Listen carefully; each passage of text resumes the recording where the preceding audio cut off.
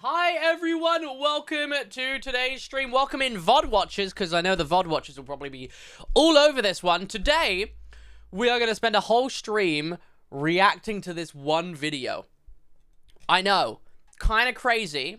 So this video came out a month ago. I know the name Ish, but I don't know any more than that. And I always think, do I know this guy? But I think I know someone else called Ish. Well, I used to know someone called Ish. This video was uploaded a month ago. Just over a month ago. And it has nearly 12 million views. Which is crazy. Thought it was a game? No, we're reacting to a video. Like, hold on. Everything in the comments are just talking about how amazing this video. If you go to, like, the newest comments, people being like, just everyone is in awe of it.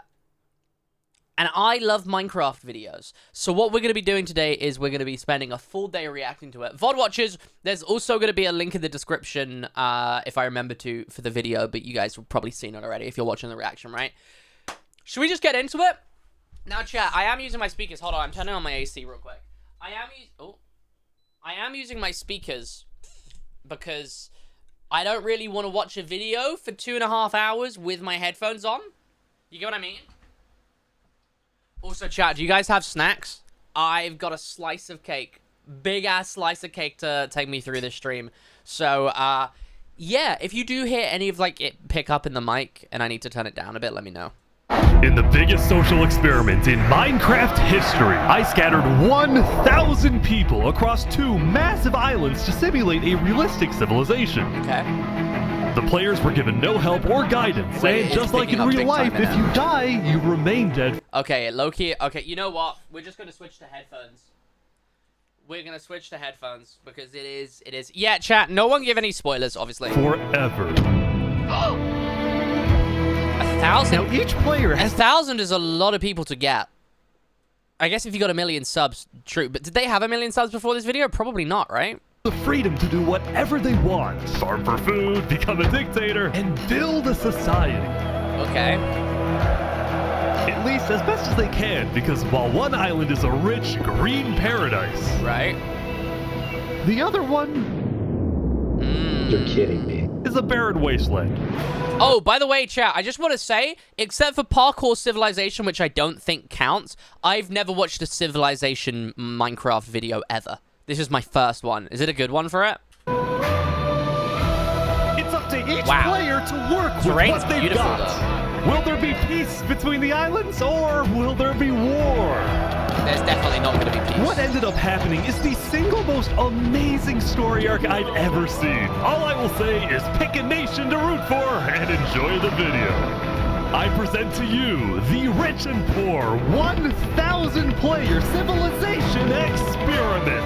Dude, that was a hype intro, man. That was an amazing intro. Don't forget, if you want to participate in these videos, join my Discord server, and of course, subscribe to Dude, my his channel. Discord server probably has 2 All right, we trillion got 1,000. members now. Good luck, everyone. Day 1. It was the beginning of day 1, and all 1,000 players began to explore their new homes. What is this place? We lure in off the get-go. I'm assuming the way this would work, would there be people that would put in to record? Like some friends would be like, yo, can you record for this? And then there'll be some people that are just Discord members. Because I'll be honest, no random like join from a Discord be like, yeah, I want to be in this next video, is joining, setting up their recording going, what is this place? Yeah. Before the first I imagine day, I imagine there'll be like catalysts, right? The people that are like put in there, I imagine, will be like put in there to kind of guide it to be lore-esque. Like, you don't just want to do it and just like completely leave it up to the world, you know. You want someone to like kind of catalyze stuff, you know? It made everyone choose randomly between Island 1 and Island 2. How And I random, didn't man. tell them that one of the islands, the first one, would be a barren wasteland. Is it going to be even, I'm you guys assuming? have a Dude, good the map time? looks amazing. No. Not at There's all. nothing here. Please tell me where the trees are, bro. I cannot find anything. It didn't take long for the people who chose Island rough. 1 to realize they had made a massive mistake. I hate this place. There's I gotta hate be this something, place. I hate this place. Players realized that building civilizations on Island 1 would be particularly I'm going to guess off the bat there's going to be like something that each side needs. Don't want to spoil too much, but I worked on a S&P idea, and it was kind of toying with the idea of like, well, I didn't work on it. It was an idea that I had that I like pitched to people. I'm like, this could be cool, but I don't have the means to do it. I'm just like, this is a cool idea. Whereas like each area has different loot and they need to like come up with trade deals and stuff. I'm assuming it's going to be something like that. challenging. I And need to not not only pause because it it too was much, otherwise it's empty, gonna be a but 5-hour because stream. some parts of it were completely uninhabitable, like the snow biome. Oh no! No, no, no! Help! And right next door, a massive volcano built that this could shit, erupt man? at any Who moment. built this? Ooh, I'm not going down there. This volcano also happens to heat up all the water on the island. Okay. This killed a lot of people. Now, to begin This would've building been an civilizations, expensive the video. players needed to find a tree. Please tell me where the trees are, bro. Wood is an essential material, and without it, you really can't do anything. Now, luckily for Island 1, there was one tree on the island, and it was pretty Oh. big too.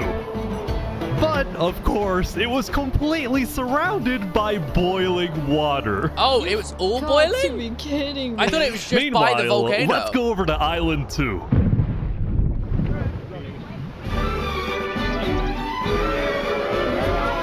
Yeah, I mean, the best way to do a video like this is you would have a mix, like, a general... The way that... And, like, I've done this for SMPs, right? Like, I'll use Area Unknown as an example. What we had as a system, and I'm assuming this would use something similar. For Area Unknown, we had, like, a roadmap, and we called it, like, an A-B system. I don't know if it's, like, an existing system. We kind of came up with it, but it was, like... It probably has a name and is an actual thing, where we'd be like... Here is A. This is where A. We're in A right now. We have to get to B. We figure out how we get to B. So it's kind of a, like, half storyline. Does that make sense? Life on Island 2 was beautiful. So the it has some terrain was green, the ambiguity. trees were plentiful, and the I water don't know how was people do their normal own thing, but you temperature. had to, like, try and get to this point. Solid water? But From the season 2 ocean? that Are you was, trying to make me obviously. drink ocean water? No. The people on Island 2 immediately realized they had chosen But the we didn't end up island doing of most of it 'cause it safety fell for it, and but- wealth. You are Yeah. literally a piece of gold. Yeah. The only real danger on Island 2 was the possibility of falling down from a tree as you're collecting wood. But I some don't see people how the found a other way to team even can- work around that. So you're planning to build a bakery. Yes, I am. And you're forcing your employees to go up and get Oh, oak? no, no. She forcing you to work up here. I know. Your employees to go up and get oak? Oh, no, no. She forcing That sounds so much like Gracie, right? you to work up here. I know, no. I wonder if there's anyone in this video that I know. I don't want carrots. I want fair working conditions. Also, because of the vast amounts of trees, people were very quickly able to craft tools that allowed them to mine underground. Yep. Hello, Saps. You doing okay? Yeah, I mean, this island's great. So many diamonds already. Yeah, Wow. look at this. Recognize Yeah, how many years ago. Overall, the people of Island 2 were thrilled with their new home, thrilled with their wealth, and they were very optimistic about their future.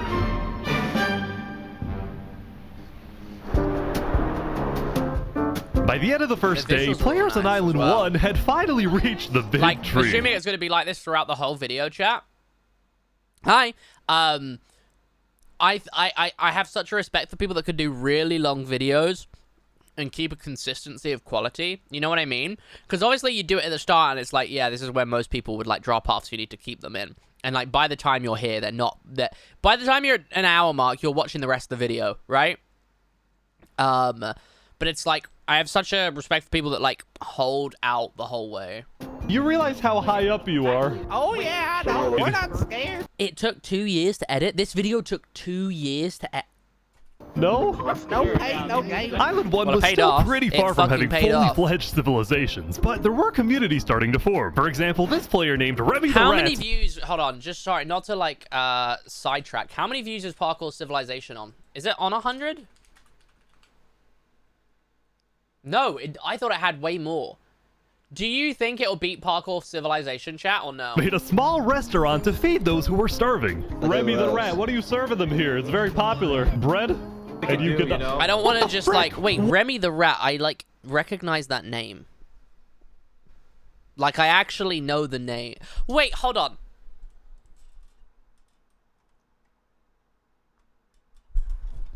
Yeah, okay, they're in a Discord server with me, that's why. I was invited to a friend Discord server, and I didn't know most of the people on it, but they were... Why? Not because I knew them from Ratatouille. Breadline? I know the name. Oh, no. I also got word that there was a small Might not be group the same of person, people who who had knows, but- chosen to settle in a weird location. People at the volcano. What type of people would choose to live on a volcano? I would. That's Hey, cool. guys. Hello. What the f- Hey, how's it going? Welcome to the mafia. This was Lingolini, and he had recruited about 20 people to join his Italian mafia. His goals were very simple: make friends and get rich. Hold on, Ish, can we tell you a little secret? Thank you for We the follow. found some netherite. Oh, really? Yeah, don't tell anyone though. We're trying to keep it between They us. found We'll check netherite, back in my with these level. guys later, but in the meantime, on Island 2, there were actual huge civilizations starting to form. I don't care about power. I don't care about government. I just want to make a nice place for my people to live. This player named Cass was the leader of about 50 people in a nation she named the okay. Cass Coalition. And a coalition Yeah. it was of They very named it after themselves. Bad vibes. Bad vibes. Don't trust the Cass Coalition. I'm liking the Mafia, though. different types of people, including pirates, bankers, Canadian cartels, bakery owners, and their employees. I want fair working conditions. How much are you even being paid to work up here? Paid? People are getting paid? Now, later in the day, Island 2 would face its first conflict. Oh? On day 2? Is this, I'm assuming, 24-hour day, right? You guys can't Not be destroying 20-minute the beach. Minecraft day. Who are you? A group of about 20 people were extracting sand from the shore right next to the Cass Coalition. Ooh.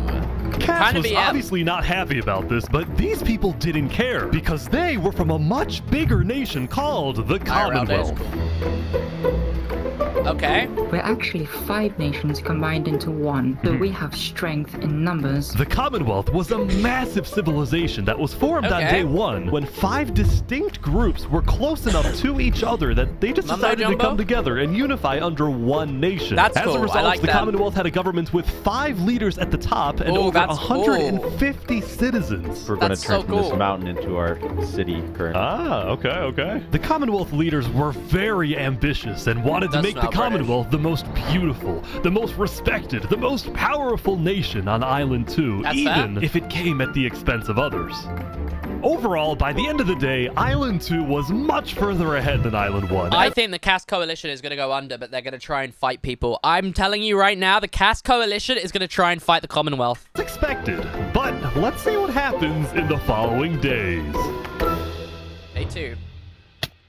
Oh, we have some wow, that's actually quite a lot of deaths. As players logged back in the next day, nobody was expecting that the beginning of day 2 would end up having one of the most consequential moments of the entire event. Are you the director? Not quite. Not quite. Hi. Remy the Rat was running his restaurant when he received a visit from a player named Spoon. Anyone? Knight, I need food. I'm dying. Yo, Spood. Yeah. I do have food. You're private, but Oh, I need. I wonder... God, I'm too See, I'm thinking of things like, how much did this server cost to host 1,000 players like that? kind. I care about everyone else before myself. It's such a problem. Now, this player, Spood, was a rising leader on Island 1. Oh? He was known for always giving away his own food. But some people started to suspect that Spood's supposed generosity was merely a method to gain popularity, to further his political ambitions. Okay. That is, until... That auto-delete from he should have used play.hosting. I should permit the link. Oh! Watch out! Oh my Wait, God. what? Wait, who did that? Was that... Wait, who... Oh, someone attacked him. It was the beginning of day 1. No, I and went back a all whole fucking 1,000 chapter. You're private. You trying to assassinate Spoon? Always have to wait. Dude, a diamond axe too? Oh my God. Wait, actual Always law? a traitor. What's that about? That's gonna start infighting. You trying to assassinate Spoon? Will you watch more Skinny Toilet? I don't think Food so, had I'll be honest. survived an assassination attempt, which brought him exactly the attention he needed to cement himself as a legend on Island 1. People were drawn to him, and on day 2, Spoon used this leverage to establish an empire area's looking named cool. West Helm. Westel. These people make me emperor. This right here is going to be our capital. We're also building a massive coliseum. Very good idea. People fight to the death? Exactly. Even though the people of West Helm were still struggling with food and resources, their motivation to succeed was unbelievably high. Earlier, somebody tried to take my life. Someone with this face. I like Spoon. But now, he's dead. For the first time, it seemed like the people of Island 1 had hope. The Ballad of Emperor Spoon. Nearly killed by some dude. Island 1 was finally starting to develop civilizations, but not all of them were as motivated as West Helm. If you're doing a civilization video and you know you're participating in it, you're gonna be like almost encouraged mentally to like make empires and stuff. The only thing that I'm surprised that I've not seen much of, but it'd probably be cut out somehow, is people that instantly try and be emperors to get screen time, you know? Right next door, for example, was a cult named Nevermore that literally just boxed themselves in and wanted nothing to do with the rest of the Chat, is that those walls? The cult named Nevermore that literally just boxed themselves. Chat?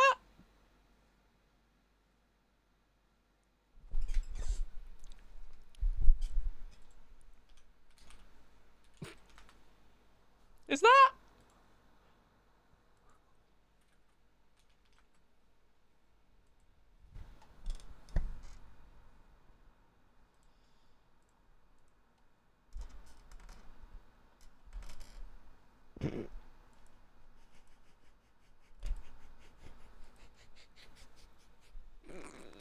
Themselves in and wanted nothing to do with the rest of the world. Quote the Raven, Nevermore. And honestly, We had a L'Manberg reference in 2025. Oh my goodness. weren't Wait, is there a face in the mountain? Anyway. wrong to be pessimistic. See, some of the people who chose Island 1 had secretly been hoping that when they finally make it underground, they would find troves of iron and diamonds. But instead, they only found a giant layer of lava that stemmed from the volcano and covered the entire island. Dude. This lava layer ended up killing a lot of people. Oh, damn. That said, a lot of people weren't necessarily angry at the poor conditions themselves, but more so about the inequality between Island 1 and Island 2. See, even though the two islands had a border separating them, preventing anyone from crossing for now, rumors were spreading about the wealth and the amazing environment of Island 2. Because of this, some people on Island 1 were starting to develop some feelings about the other island. Island 2 might be the better island, but we're the better people. Oh. In fact, artists on Island 1 were already making propaganda posters, some of which were rather concerning, including a few creations by our mafia leader, Lingolini. Speaking of Lingolini, there was some drama on the volcano on day 2. Shout out Lingolini. I just heard about an assassination attempt. What? Is he gonna speak like this for the whole video? He does it also whilst he's... Mommy, help me! I'm getting chased! Lego likes just attacked me out of nowhere and I had to run down the mountain. It was becoming a pretty common occurrence. He's getting jumped and he didn't automatically go, ah! He went, no, mamma mia! On Island 1 for people to try to rob or murder as a means to get food or resources. But Lingolini was not going to let that slide. Well, what are you gonna do about that then? I put the hit out on him. Everybody in the mafia knows that the Lego likes is an enemy of the mafia. But then, during our interview... Oh no, is he wait, gonna... who's coming out over here? There's some people coming out. Those are people from Infernus. They're our allies. Oh, really? They're all holding swords and Lingolini shields. had decided to share his volcano territory with a larger group called Infernus, Yeah, I was gonna say, we whose didn't know main about goal that. was to preserve and protect the sacred land of the volcano. Okay. I spoke with the leader, a player named Seneca, who described herself as the Queen of Infernus. right? We are a nation of the flame. We have to treat the volcano with the respect it deserves, and we hope we can work with Lingolini to do just that. Seneca and Lingolini agreed to protect each other in case of an invasion and use the volcano's height and flowing lava to their advantage. If anybody tries to attack us, we'll kick them out like a Koopa shell. Now, speaking of invasions, on day 2, the Cass Coalition was approached by an army of boats. I told you, chat. I told you they're going down. Oh, what? No. Guys, I think we're under attack. It looked like for some reason the Commonwealth was coming to attack. No, we can't fight this. We gotta run. Get everyone out. Told you. But after a few moments of panic... Sorry, this is going to sound like an insane read, and you're probably going to fill this with question marks. But do you ever, like, by the way that people talk, you can tell that they've, like, wrote Wattpad books? I don't know what it is. It's just, I think it's a sophistication. It's like, wow, yeah, you know how to write a Wattpad book. Does anyone... Okay, I'm seeing some yeses. Okay. It turned out to be just a group of immigrants who had gotten lost. We are not here to invade us. Dude, the Castopia, what was that what they were called? Dude, they want to stop the boats. Correct. I got not here to invade you, we promise. Why are y'all here? It's Cast Coalition. But I didn't do anything. I just followed You them. brought them all. I didn't do anything. Okay. The leader of the migrants, a player named 3 Below Zero, profusely apologized for the scare, and then the migrants took off. What's going on, Cass? I know they didn't mean to do that. I'm telling my people not to worry. You see what I mean, man? You see what I mean? I'm telling my people not to worry. They so wrote Wattpad books. You get what I mean? Glad to hear. Now, on day 2, players had finally realized that Island 2 was not technically an island at all, I'm but just an going to pause every now and then. I'm going to go, Wattpad. archipelago or chain of islands. The northern island was an optimal place I want a yes or no as response. settle with open fields, trees, and wildlife. So naturally it had the biggest civilizations, including the Commonwealth, the Cass Coalition, and a huge kingdom named Tricolor, ruled by a monarch named Jofiel. The red stands for the underground, the green for plains, and the blue for the coast. The center island, meanwhile, had pink cherry blossom trees. They designed flags. And was the home of a small nation called... They do. You know how people do that? Barbie Land. They just this? Life in plastic? Oh god. It's fantastic. Okay. And lastly, the southern island was big, but also extremely dense, flooded with jungles and swamps. As a result, nobody really wanted to stay there. Although I did find one person. Oh! Seth, what is this? Can't you tell? This is my vacation home. How's this a vacation Dude, home? I don't see any lawn chairs or furniture. There's no roof. Hold your horses there, cowboy. It's not done yet. Saps was one of the few players who chose not to join any civilizations because he didn't want to get dragged into politics. I think Saps is a mole. The moles to me are the people that have been planted into the video. You want to know why I think Saps is a mole? Purely that scaffolding. Do you get what I mean? I think Saps is a mole. Furniture, there's no roof. Hold your horses there, cowboy. It's not done yet. Saps was one of the few players who chose not to join any civilizations because he didn't want to get dragged into politics and drama. Still, he made lots of friends across Island 2, his best friend Flux actually being the second in command of the migrant group. Speaking of, 3 Below Zero and the migrants had finally reached their destination all the way up north. Now, other than accidentally invading the Cass Coalition, I just noticed so many things because I play so much Minecraft and I know that I don't use and leave up thingy. And if I use and leave up scaffolding, it's for stylistic purposes. It seems pretty insignificant.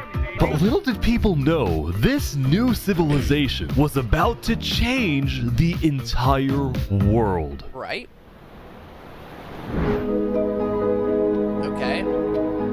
We are blessed to live where we live, and we intend to use it for good. We are enlightened. Okay. We are the light. We are Luminara. Dude, that was tough. The migrants had decided to call their civilization Luminara. They saw themselves as the light of Island 2, the innovators, the inventors. See, the reason 3 Below Zero had chosen this specific location to settle, well, it wasn't by accident. Oh? After the first day, 3 Below Zero had used content and propaganda released by the people of Island Linguini! Wait, Linguini's a YouTuber? 22k subs? Is this a stream, I'm assuming? 1 to estimate the location of the other island. He then used a coordinate system to calculate the northernmost point of the other island. He then used a Shader bug, you can see under the ocean, it's a coral reef. Coordinate system to calculate the northernmost point of Island 2. His goal was to settle as closely as possible to the other islands so that when the day comes, when the borders drop, Luminara can build a massive bridge connecting the two islands, giving free passage as a sign of good faith to perhaps bring about world peace.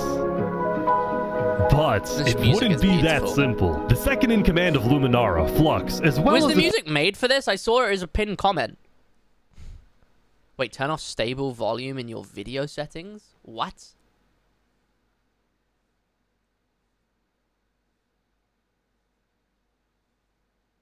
Where do you do that? Stable volume? I've never heard of that in my life. Oh, it's... Wait, turn it off? Turn off, okay. Anyone ever heard of that before? Also, I'm going to force it 1440 or whatever it is. Few concerned citizens did not want that bridge to be built. They had seen the Island 1 propaganda. They knew that people on Island 1 were angry. Their fear was that Island 1 would just use that bridge as an opportunity to invade Luminara and perhaps invade the rest of Island 2, leading to a world war. That bridge is a bad idea. Moving up north was a bad idea. Island 1 is going to invade us, and Luminara is going to be their first target. What about the goal of world peace? I respect our leader's goal, but he's dead wrong. Dude, you know you're wanting to make video of the year when you're telling people to turn off stable audio, right? We shouldn't be trying to befriend our enemies. The way we're going to achieve world peace is by uniting Island 2 against Island 1. I feel like this is the type of shit you don't figure out as a YouTuber, and you figure this shit out for doing like a film studies degree. What if 3 Below Zero says no? Instead of making films, you make Minecraft videos? Well, then at least they'll know I tried to warn them when Island 1 comes and kills us all.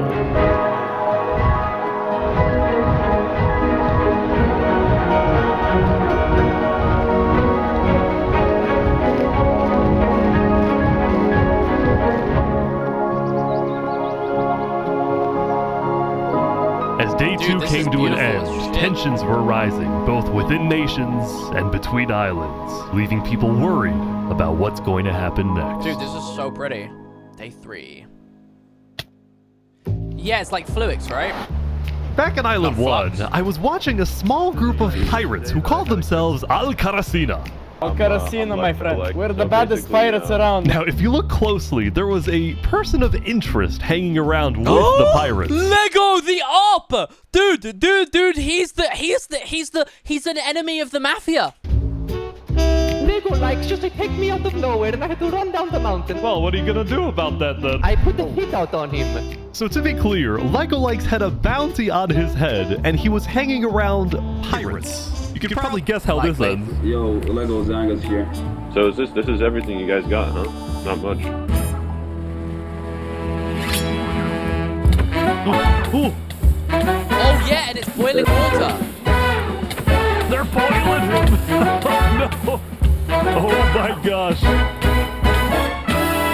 Yes! The Al-Karasina pirates had killed Lego Likes, but there was a small problem.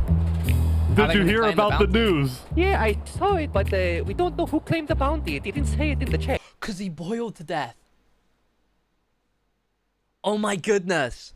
Because Lego Likes had technically died to boiling water instead of a player, Lingolini didn't know who actually killed him. But fortunately for the pirates, when a player dies, the dead player drops their own head, which the pirates believed would be the proof they needed to collect their bounty later today. So you're expecting a payment later? Yes. What we expect. All right. Well, I'll go. You guys let me talk. By day 3, players Is that had... a Bert? Oh my goodness, the Bert skin. That's Guys, hype. let me talk! By day 3, players had basically mapped out all of Island 1 and were finally starting to adapt to the environment. Day 1 was horrific. We literally had bread lines. Day 2, we're building a coliseum, a citadel. I am literally immortal. Yeah, you are, Spood. Hopefully that isn't foreshadowing. Emperor Spood was still the most powerful man on Island 1, and on day 3, he was invited to a big international meeting hosted by a charity group called the Blue Cross. We invited you here mainly to discuss plans in case the volcano erupts. What are your individual plans? A large bunker underground. Just not using flammable materials. We don't have any real plan, you know. What? You don't have plans? If that volcano wouldn't. erupts, you deserve to die. I believe it would. Emperor Spood had come in with good intentions, but it was there that he learned that he hates meetings. I'm gonna go there. When Emperor Spood left, the other leaders were unsettled. Was this guy really the figurehead of Island 1? Yeah, that's Emperor Spood. Put some respect on his name. We need a better representative. Then, basically right on cue. Elysium diplomats, follow me. Bodyguards. Sorry guys, sorry, I'm late. This is Benji, and he's the leader of Island 1's second biggest civilization, called Elysium. Okay.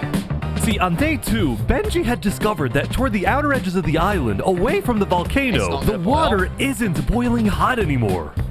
So he founded Elysium, which literally translates to a place of ideal happiness. And he made the nation to give peace-loving people a chance to relax and get away from all the troubles of Island 1. Cross my name off the list. This is without rhyme or reason. Look at these Elysium guys swimming in the water. We were hoping that Lord Ish could summon a single mushroom cow. Alright, if anyone drops a pufferfish in the next 60 seconds, I'll do it. What do I have to do? What do I have to do? The pufferfish. Wait. There it is. Alright. That's hype. They have an infinite food now. We can kill it for leather! No, you have infinite... Now, back at the Blue Cross, Benji and the other leaders discussed the possibility of creating a full Island 1 alliance. All the leaders at the meeting, including Westhelm's representatives, believed that given the harsh conditions of Island 1, an island-wide alliance could be a game changer. Yeah. But first... Before we make this official, we have to convince everyone else to join. See, Wattpad writer. there were a few civilizations not present at the meeting, and to complete the full Island 1 alliance, the Blue Cross would have to go out and get them all I do on not know board. what that is, I'll be honest. First was the Alcaracina pirates, who coincidentally happened to pass by the meeting as it was happening. Hey, guys. Hello. They were on their way to collect their bounty from the second nation not yet in the alliance, the Linguini Mafia. No, yes. dude, I called 2 people Wattpad writers. It's just the vibes. They're waiting. Guys, I didn't call...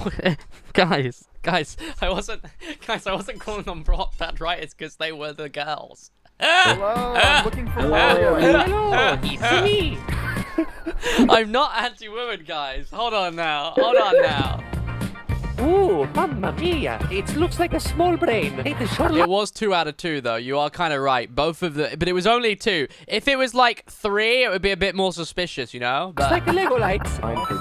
Meanwhile, the Nevermore cult would probably be a little bit more difficult to convince, but the Blue Cross said they'd try anyway.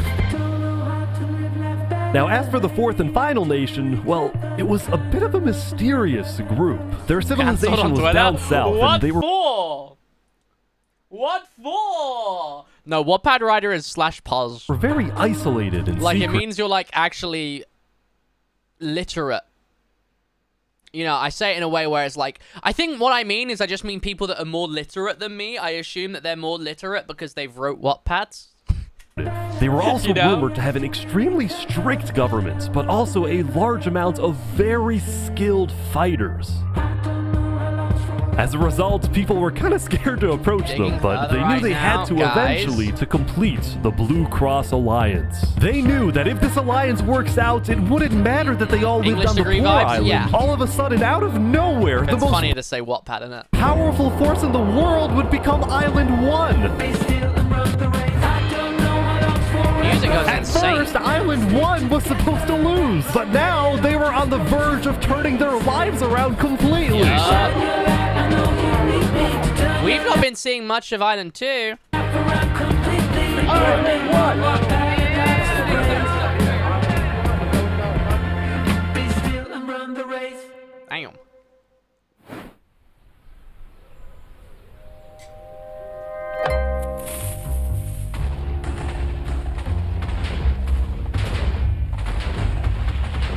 As you can see, there was a bit of commotion at the Commonwealth.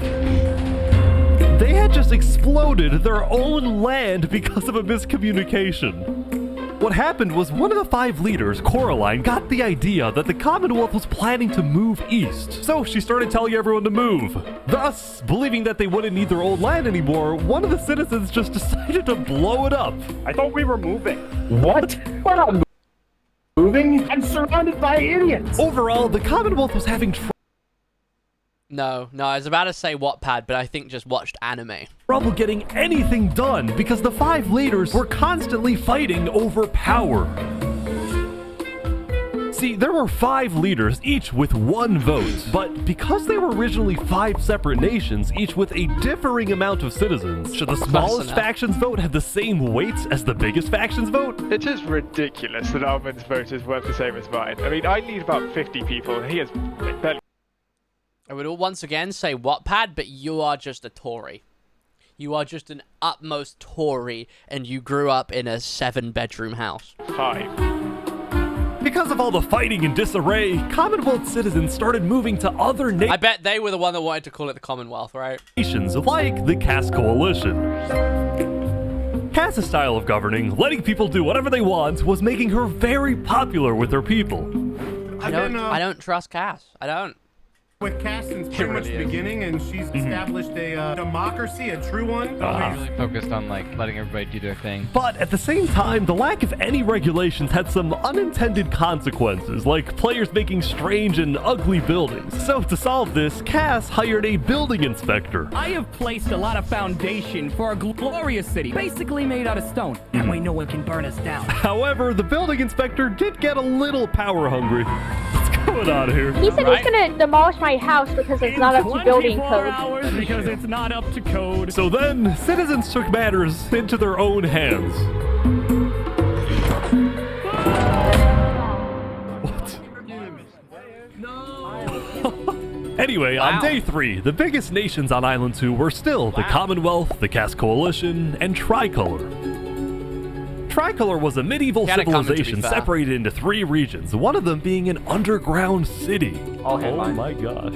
This is big. Yeah. People didn't really know that much about Jofiel and Tricolor because they tended to be more private. Jofiel was more interested in building up Tricolor rather than doing outside diplomacy. But people would still come to Jofiel with all the political news of Island 2.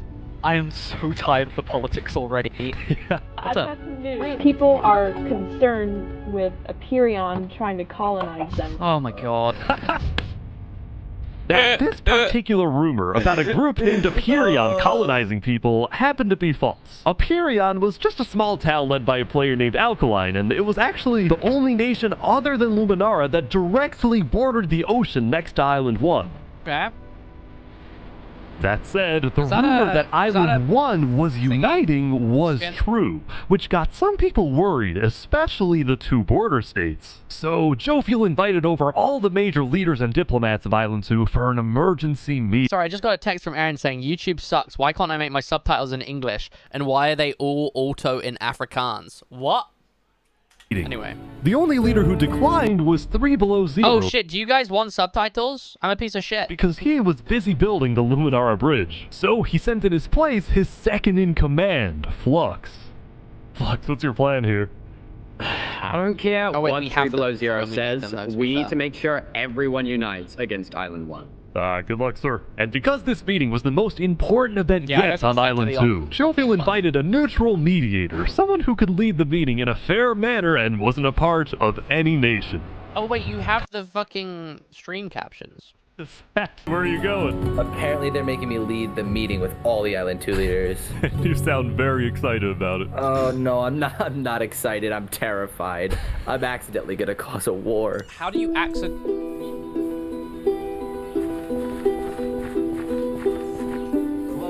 Alright, I think everyone's here. Welcome. Well, we at the great and mighty Commonwealth are looking forward to a productive Wattpad conversation. Thanks, it's great. The great and mighty Commonwealth? Yeah, Wattpad. So, as the president of Aperion, I'm actually really worried about our town, which is why I'm proposing we all join a defense pact. If one of us gets attacked, all of us are under attack. Here, here. Dude, they're making NATO in Minecraft?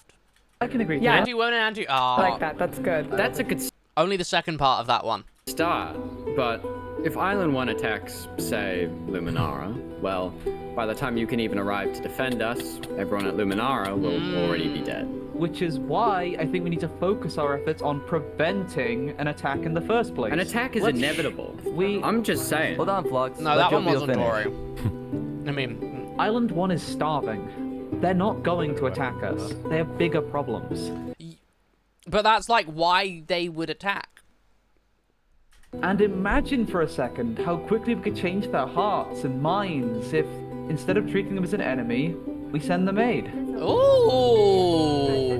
Wait, they are actually making NATO. What the hell? I think Joe feels right. We do the defense pact, but we also send aid to Island 1.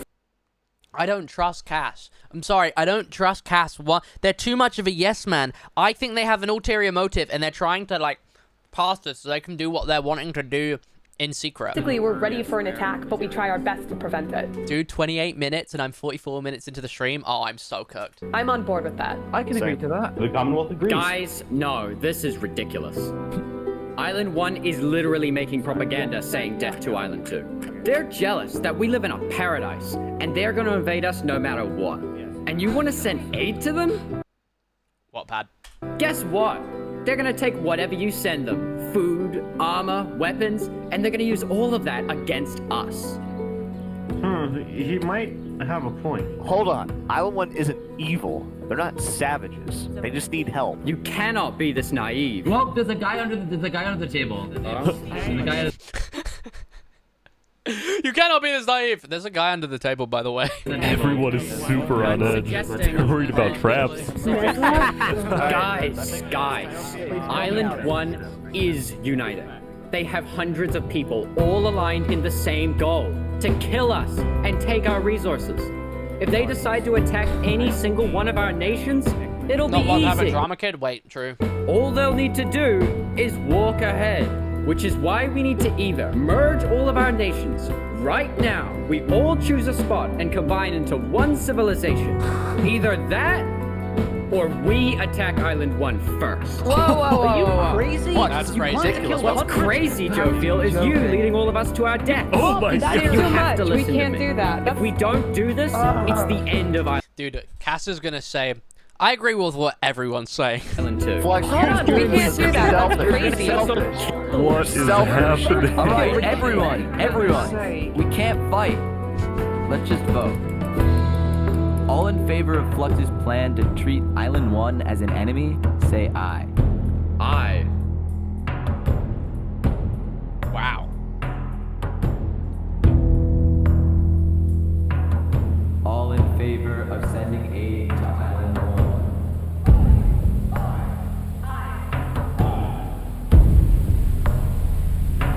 1. Villain arc. Villain arc. Villain arc. Villain arc. Villain arc. Meanwhile, at West Helm, I ran into something interesting. Our next song is called Island 1. Oh my god. How did they get guitars? So you remember this guy? The Ballad of Emperor Spoon. Oh my goodness. Well, he had joined a band that produced actual songs and then performed them all across Island 1. A barren wasteland island, a boiling water sea. Let's go. And no resources to speak of, except a one tree. Let's go! Everyone loved the Island 1 band, including Emperor Spoon, who found that the music bolstered the morale of his citizens. He believed that a happy citizen is a productive citizen. West Helm took us in and gave us a little home. Even though Emperor Spoon was a chaotic figure, West Helm itself was the opposite. It had an army, a storage system, and a hierarchy, from Emperor all the way down to citizen or plebeian. And of course, there was the Colosseum, which when finished, will play a major... Dude, that looks like exactly the same as my Area Unknown Coliseum. Does that not look like exactly the same as my Area Unknown Coliseum? And my Area Unknown Coliseum, by the way, I built by hand. Just want to say, I built the area, like, I didn't follow a design. I designed it as I went on. Right? Does that not look like my area unknown, like, am I going crazy? Role in West Helm's justice system. Oh my goodness, they even have an Emperor thing. That said, Emperor Spood was not happy when he heard that yesterday, Benji and the other leaders had been talking poorly about him. Okay, we need a better representative. Right. Our final goal is to put Benji Button in here. No, that is a joke. That is a joke. You don't want Benji to die, do you? Well, I mean...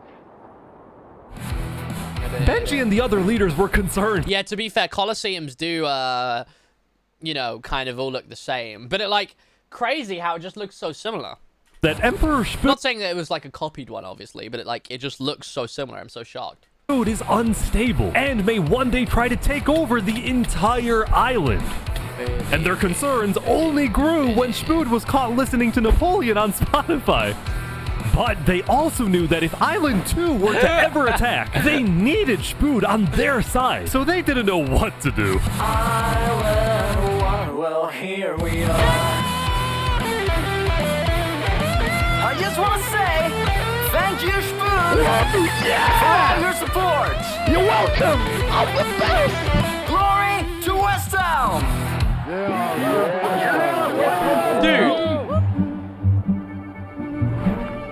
Meanwhile, Seneca, the... Okay, Severance! Okay!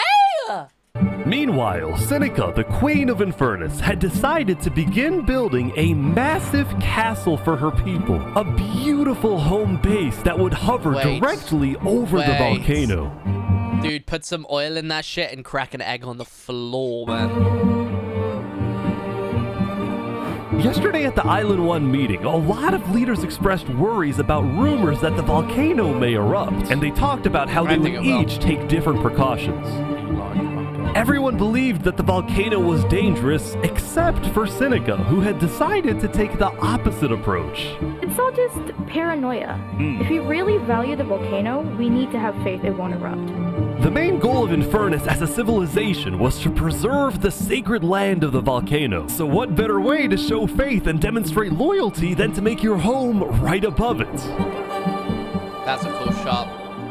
Lingolini, meanwhile, decided to make his home underground within the volcano. We live under the ground, like a Goombas. Lingolini's main goal was to get rich, and having direct access to iron and gold was one reason for him and the Mafia to live there. But it wasn't the main reason. Remember this interaction from day one? Hold on, just let me tell you a little secret. We found some netherite. Oh, really?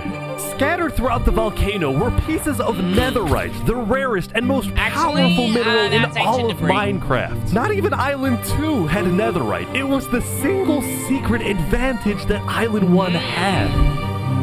And the only ones who knew about it were the Lingolini Mafia and Infernus. Now, even though Infernus didn't exactly like how Lingolini was desecrating what they consider to be sacred land, they made a deal with him. The Mafia can keep mining so long as they provide Infernus with some of the minerals they find. But Lingolini was unsatisfied. They want to use us. They want cheap labor. I'm not giving them anything. Lingolini didn't like how Infernus was basically forcing the Mafia to mine for them with nothing in return. Yeah, you don't force a Mafia to do something. The Mafia forces you to do something. That's like the whole point. He secretly instructed everyone in the Mafia not to give Infernus anything.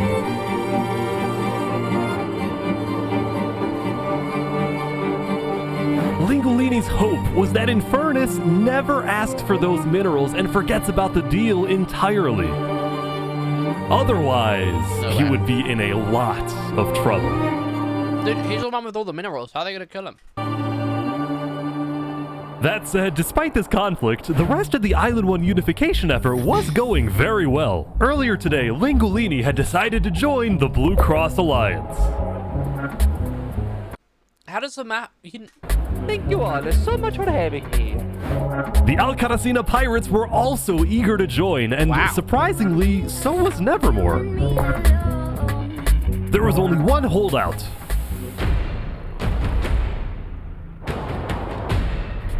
crap. This mysterious civilization was called the Covenant, and it was ruled by a dictator named Turntap. How are you elected exactly? By a vote of the people or the vote of yourself? Elected? Turntap wasn't sure about joining the Island One Alliance because the people of the Covenant were generally skeptical of outsiders. They only took pride in their own nation, especially in their army, which was composed of really good PvPers who weren't above using torture to get their way. Are they drowning this guy? He's gonna die.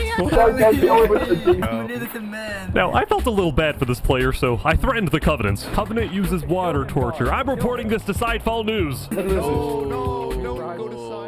So I went to the local news reporter. Sidefall, I have a story for you. Dude! I just caught the Covenant waterboarding one of their own people. Oh. Well, I'm paid off by them, so I don't care. Dude, it's free money. You know what? It's called a business for a reason. That's so good. Sidefall ran a news business with questionable That's ethics. so He was also known for making up fake stories, writing things like, "The lava is rising," just to sell more papers. That said, earlier today, he had made a legitimate discovery that could devastate the entire island. Island 1 had a lot of known dangers, from the lava layer to the boiling water to the powdered snow. But there was one last danger that nobody knew about until now. That sounds a danger.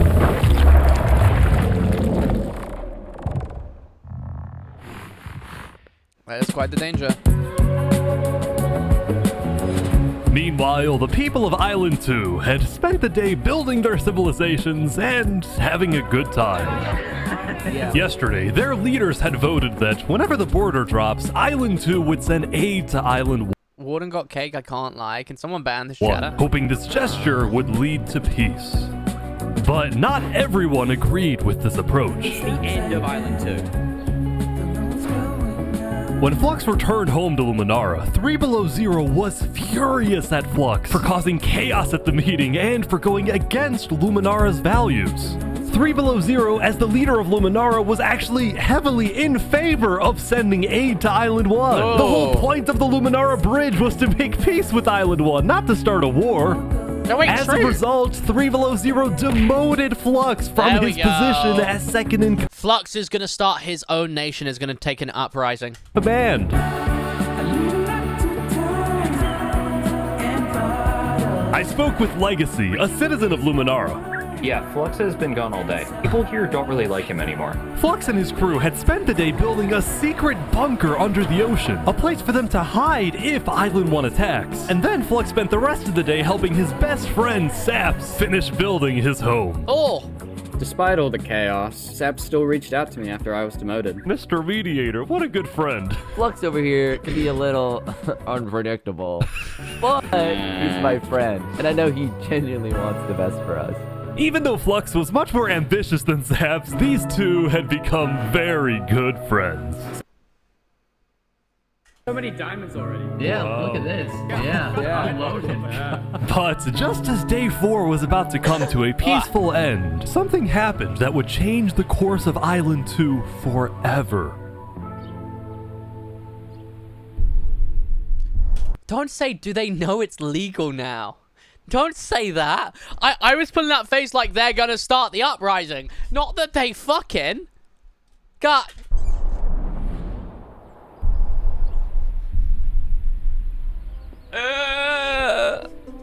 Jofiel, the leader of one of Island 2's largest civilizations, was walking across Tricolor with her second in about to get command, assassinated. Seraphim. Seraphim's gonna assassinate.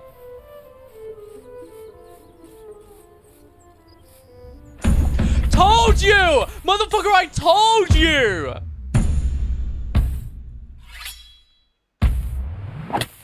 Seraphim! It's gonna kill Cred.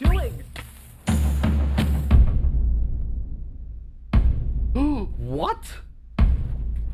No way. The second in command of Tricolor had just killed their own leader. And immediately, all of Island 2 went on lockdown. What? Wait, what? Everyone was confused about what caused this to happen. They killed Jofiel. Why? After Seraphim fled, Tricolor was in complete This is disarray. fucking incredible, man. That's our leader. Back at Saps' place, Flux told Saps it Oh! Oh! wonder who we're gonna talk about next. Dude, I told you. Might be a good idea for him to call an emergency meeting with all the leaders. So, for the sake of the island, Saps agreed to host a meeting tomorrow. But for now, he and many others headed to Tricolor to help. He headed off whilst, you know, the other guy stayed there. I'm sure that there was no... them restore order. Something's about to blow up, and it's not just this video.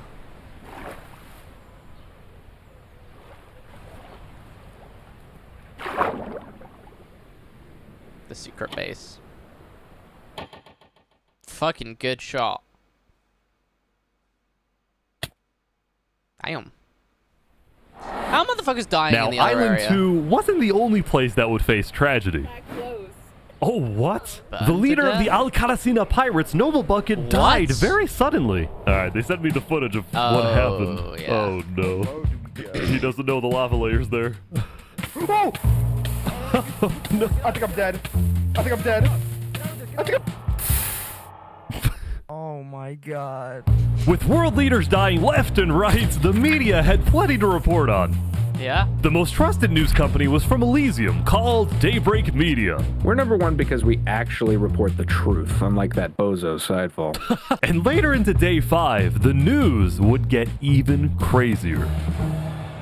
For purposes of unity, the Covenant had finally decided to join the Blue Cross Alliance, thus successfully uniting the entirety of Island 1. But right away, the How was I strength holding of this my fort? alliance What was I would be doing? tested. I didn't remember. Earlier, a citizen of Infernus had accidentally told someone outside of Infernus that there was netherite in the volcano, and this news spread all across the island.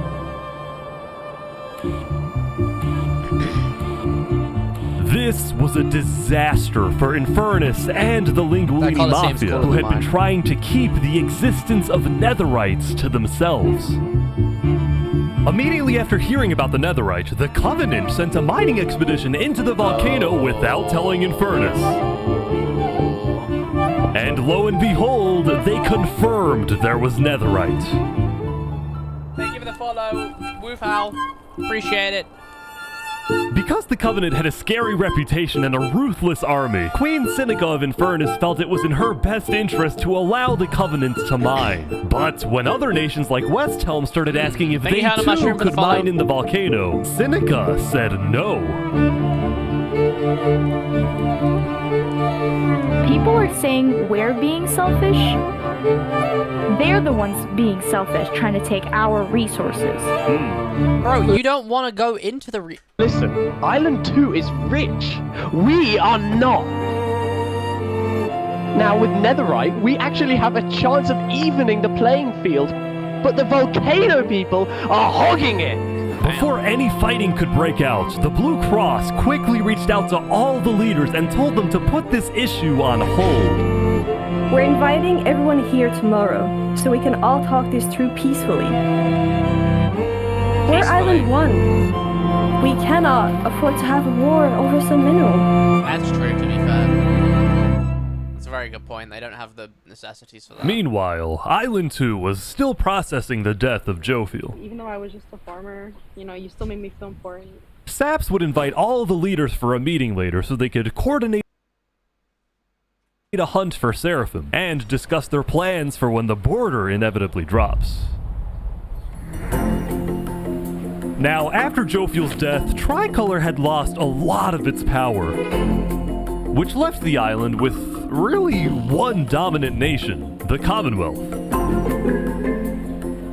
But remember from day 3 how the 5 Commonwealth leaders were in constant fights with each other? It is ridiculous that Ahmed's vote is worth the same as mine. Well, this all came to a head on day 5 when one of the leaders was caught plotting to take control of the entire Commonwealth. So, another Commonwealth leader then paid an assassin to, well... Oh my god! Oh my god! Wolfram's dead. What? Ding dong, the witch is dead. After this, people from the Commonwealth lost even more faith in their governments. This Commonwealth citizen went to the Cass Coalition to complain to Cass directly. I got information that there might be netherite on the other island. My leadership said, quote, netherite is useless. Netherite is, of course, not useless. I think that's a foolish statement. As the Commonwealth erupted, the Cass They won't have upgrade templates. Coalition thrived. Right? But they did have their own anyone problems. know what version we're on? Is this your employee? Yes, he is. That implies I get paid. Is he not getting paid? Skip out on work. You hear this woman? Earlier, What Daddy had ditched work to attend a party in Barbie Land. So as punishment, his employers forced him to risk his life and chop down one of the tallest trees in the Cass Coalition. I'm telling you guys, I'm not fucking with Cass. Free templates, okay. Yell louder. I can't hear you. You're so far up. You have to get closer to the ground. Oh!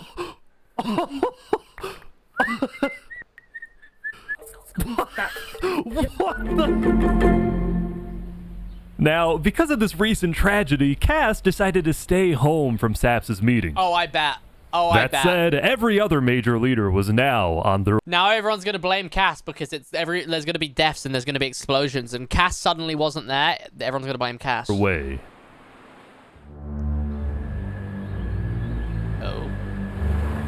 As the leaders and representatives arrived, there was one person who would be notably absent, banned from attending the meeting. Before the meeting started, Flux called me to his underground bunker because he had something, quotes, important to tell me. Flux, what are you gonna do?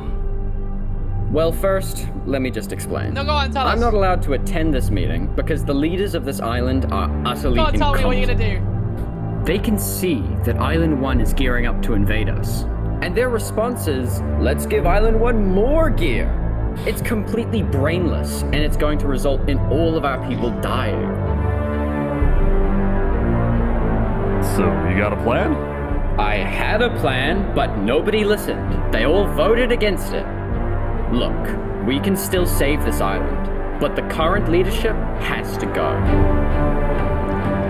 Did I not say it like 20 minutes ago? What do you mean, has to go? Has to go. Removed. And I'm done waiting. It's gonna happen today.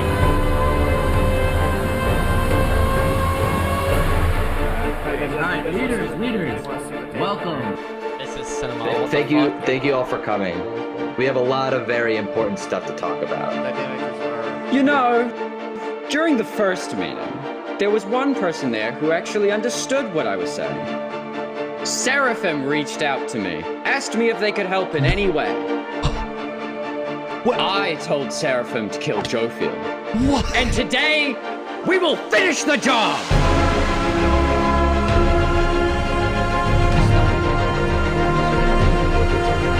Wait, so Seraphim gets there. What actually happens next? Something I didn't want to do, but something that needs to be done. I'm going to save this island by any means necessary. I would like to bring you to the table. If you agree with full KOS on Seraphim, please say aye. Aye. Are you sure this is gonna work? I don't know, but we have no other choice. Alright, so I have something to say. Is there a possibility, any possibility, that the assassination of Wolfram and the assassination of Jofield by Seraphim is any way connected? Is there a conspiracy going on right now? Do we think that's a thing? Are leaders safe? I have reasons to believe that leaders are not safe. Flux, do you feel any guilt doing all this? Well, part of me feels bad for Saps. I also don't think the leaders are safe. What do you mean you feel bad for Saps? Saps is gonna die in the blast. He has no idea what's about to happen to him. But if you had to betray one person to save 1,000, there's only 500. Would you?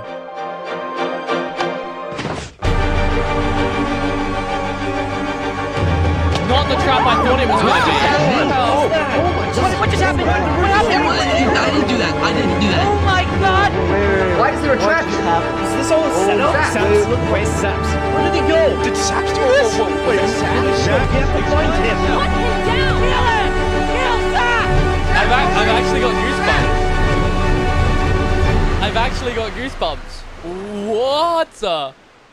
Dude, I actually have goosebumps.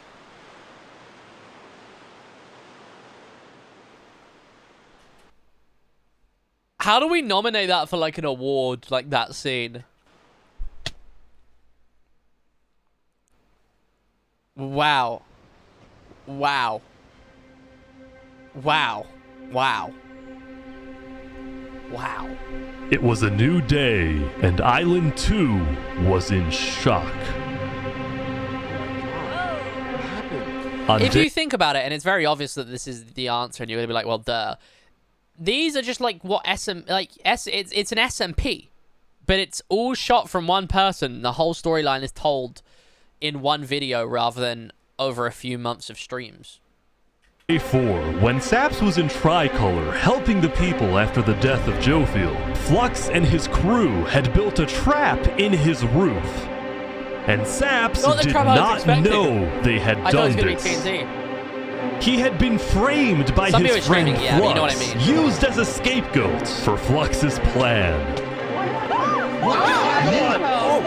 But I guess there's nothing stopping you doing this from different SMPs, except not having all of the shots and stuff. But because they had to rush to build the trap, it actually wasn't fully successful. Some of the dripstone, including the one meant for 3 Below Zero, had failed. But overall, the trap still killed the leader of Aperion, Alkaline Alk, a leader of the Commonwealth, Coraline, and 4 other very high-ranking officials from across the island.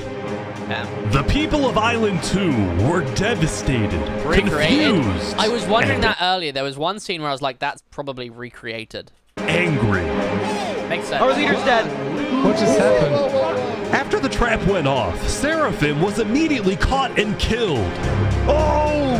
What a tricolor. But when more people found out about how exactly their leaders died, their anger wasn't really towards Seraphim, but toward the person they believed was behind it all, Saps. Dude, this is gonna sound crazy, and like no one is gonna understand what people think, what I'm on about, because no one understands like what the fuck I'm on about. This is exactly what happened in football the other week, where with Crystal Palace and everyone blaming Marinakis instead of John Textor.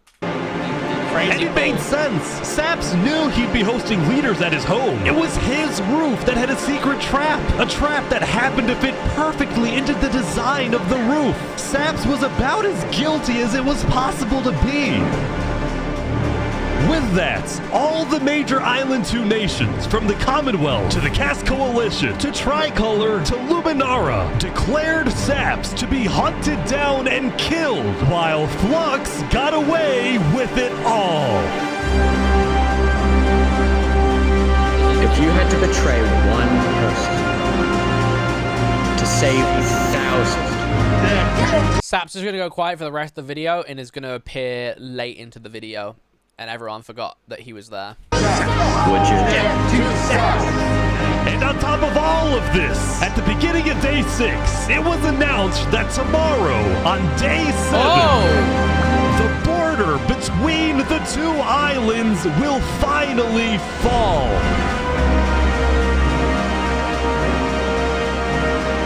Both islands now have 1 day to prepare.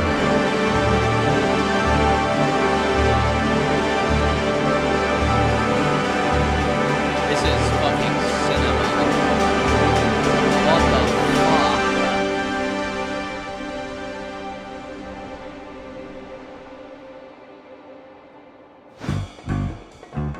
fuck? Now, when the people of Island 1 saw the chaos happening on the other island, most just didn't really care about it.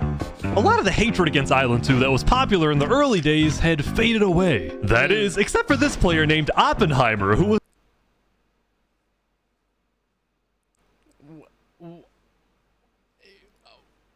was determined to take out Barbie Land because in 20...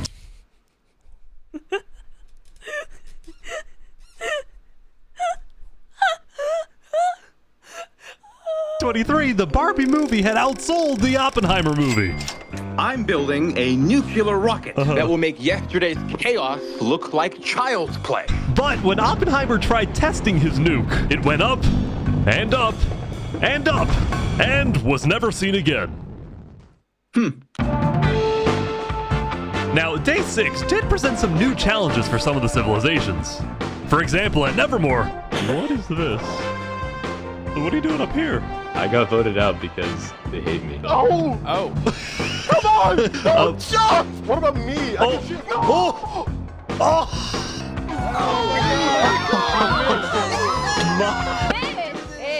What? I didn't do anything! I blame Ash. Meanwhile, at Elysium... I hate being a leader. Everyone here is so stubborn. Benji was having trouble getting laws passed because his people kept opposing any changes that threatened their peaceful lifestyle. The people of Elysium were generally skeptical of government officials, sometimes even holding trials against them. Although this particular trial did not go to plan. Guys, somebody stole Gerald. Who the fuck is Gerald? The mushroom cow, Gerald, has been stolen. Let's go! It was bound to happen. There they all players, go. that was gonna happen. Meanwhile, at West Helm, there was a bit of a food problem going on. Not a shortage, a feud. See, Remy the Rat had opened up a new restaurant right across from the Coliseum, but the food was questionable. Is poison fatal? So his customers had instead started buying their food from another player named Dinosurf. That is, until... Oh my god! Oh my god! What is he? Permanently closed. All food is now at... Wow. Remy, are you behind the murder of Dinosurf? Anyway, on Day 6, the West Helm Coliseum was finally complete. What do you plan on using this arena for? Do I actually have to say legally? No? Maybe a little bit of blood will be shed. That's all I can say. While Spood was a popular leader who got things done, he had also developed a reputation of being a little unstable. He said outlandish things, he can't stand meetings, and his justice system wasn't by courthouse, but by combat. This is something Spood's first attempted assassin, Ramsayer, tried to prevent. It's why he tried to kill Spood, and he wouldn't be the only one. There has been a small but coordinated secret revolution growing in West Helm, with aims to overthrow and murder Spood. No. The two leading figures are West Helm citizen Ramsay Pi and West Helm's head builder, Knight Arcturus. It's always the... You know, I helped design his the royal Colosseum, architect. not knowing Spood actually wanted to use it for bloodshed. He's insane. The first part of their plan was to take out Spood's second in command. Okay, you're a bit daft if they ask you to construct a Colosseum and then they want to use it as a Colosseum, you know? A player named Oo. Yeah. Yeah, trying to get some force. Second in command down. But Ramsay Pi was immediately chased down by West Helm's You army. could have made something happen, man. Oh. Oh! With Ramsay Pi dead, Knight Arcturus became the sole leader of the revolution. No way. But he also knew it was only a matter of time before Spood finds out about his plans. I want to make one thing clear. Anybody who is caught plotting against me will be executed in the name of West Helm. Glory to West Helm. Woo! Yeah! Dude, you get the subs free. Thank you, Aaron, for the 8-month resub! Yo, 8 months! Thank you for the 8 months, go. Now, before the border drops, the Island 1 leaders all met to discuss what to do about the Netherites in the volcano. Sounds like a good idea. Going into the meeting, people were not happy with Infernus and the Linguini Mafia, who were believed to be keeping Netherite to themselves.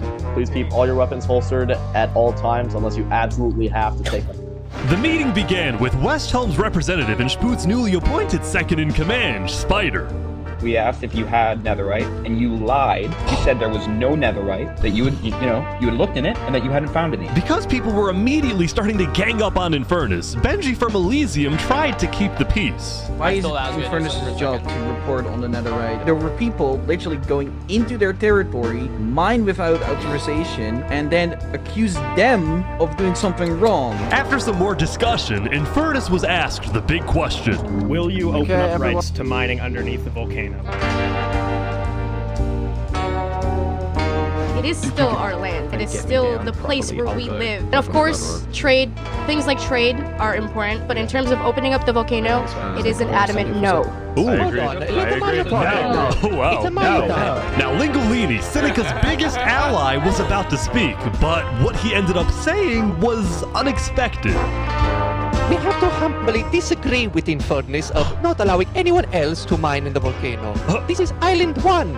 We're all struggling against the nature and everything like that. Shouldn't we all be allowed to mine wherever we please? No way! Let's go. Yes! Hell yes! Preach! Soon, people started offering deals to Infernus. I believe we'd be open to give you resources since it is your land. But Seneca still said no. The volcano is still our sacred land. We don't want hundreds of people. It was never their land to begin with. They kind of just turned up, man. They're mining and ravaging it. As a result, Lingolini went even further. On the day one, Mario was here first. Yeah. You fucking tell him. The volcano, and we're able to mine there, but it's not fair that no one else can mine. While your queen is over there with the diamond boots, some people don't even have any armor.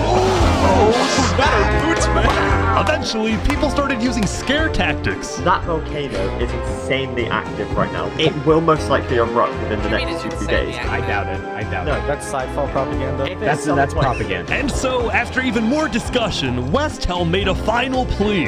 We have a representative from every single nation on this island. Right. You have an opportunity here to unite us all, or you have an opportunity to totally destroy that unitedness.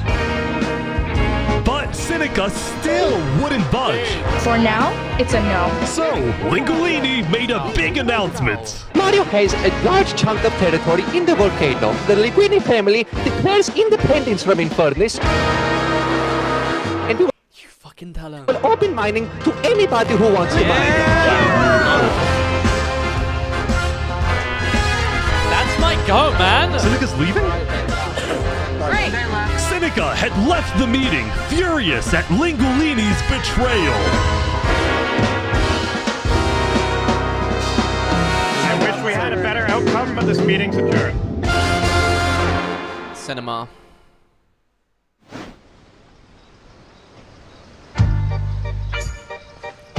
Oh yeah, we're the other side now. Okay, yeah. Zaps, what just happened? Dude, what just happened? Every leader in front of me just died. And you had nothing to do with it. It wasn't me. Someone was in the roof. I'm getting framed-ish. Following yesterday's trap, Saps was on the run, as he was now the most wanted and notorious criminal on Island 2.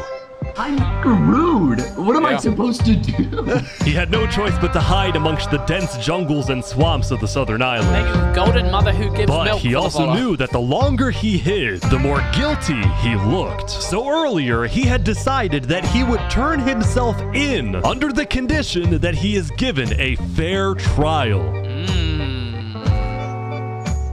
Flux, meanwhile, was satisfied with the success of his plan, but it wasn't over quite yet. We got 2 leaders left to kill. Call me Cass, and of course, the guy who demoted me. And because Seraphim was dead, Flux sent another member of his crew to take care of the job. Oh no. Oh no. There we go. This is fucking cinema. To the world, this looked like yet man. another senseless assassination. But to Flux, it was the strategic progression toward... Cass is going to join the revolution. Because they're the last leader left. Making the people of Island 2 paranoid. So paranoid that they wouldn't trust anybody. And especially not Island 1. In fact, the new leadership of Tricolor was already preparing... Nah, I just don't trust Cass. I didn't from the start. Didn't trust Cass one bit. For Island 1 to invade. I think we should secure our nation, make sure we have plans when inevitable war and fighting starts. Sending aid to Island 1 was officially off the table, and the construction of the Luminara Bridge had come to a stop. After all these days, Flux's plan was finally working. Now, the Cast Coalition, meanwhile, hosted a diplomatic meeting on Day 6 to try and increase the morale of Island 2 before the border drops, although Cass herself was too scared to attend the meeting. This is fucking I cinema. The am, music like, is I just want so to enter, good. but my members are telling me not to because there was Chad, do you guys know if the music was made for this? attempt on my life yesterday. Right. Because Cass was one of the last remaining major leaders on Island 2, she now had guards with her at all times. Here, I'll trade you armor. Why? Just want to make sure you guys do not die. Please don't die. That said, everyone would soon be tuning into the trial of Saporada to find out whether Saps will be freed or executed. Several nations argued over who would get to host the trial, but the Commonwealth ended up winning. We've made this beautiful venue to show the world that the Commonwealth is still the strongest.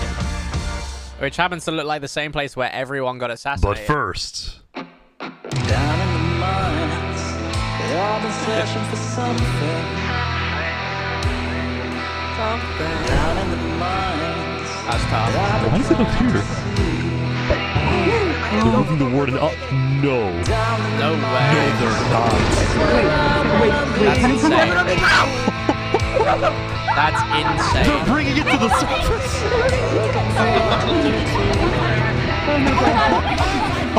Up and down, down, down, down, down, down. But I can't see.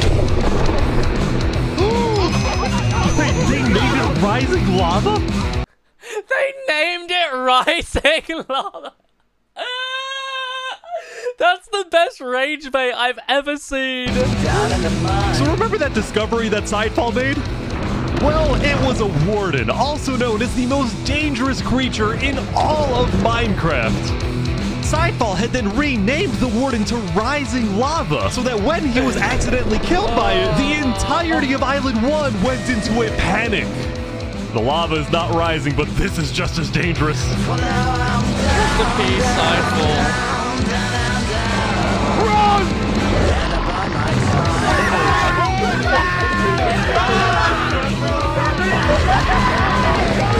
The warden had been unleashed onto Island 1, going from place to place, terrorizing civilizations. No, keep the warden away from Lamanberg.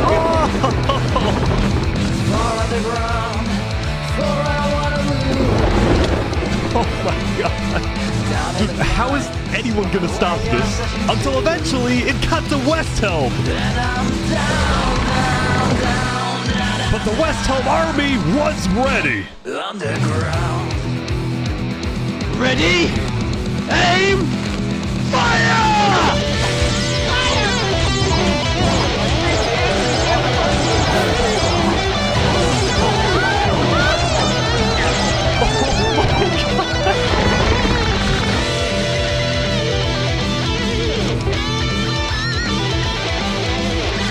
Music, dude. Oh my gosh.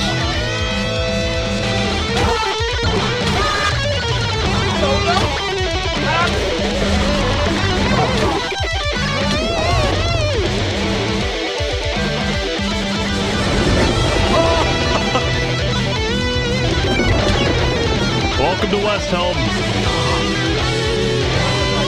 What? Is it Reddit's place?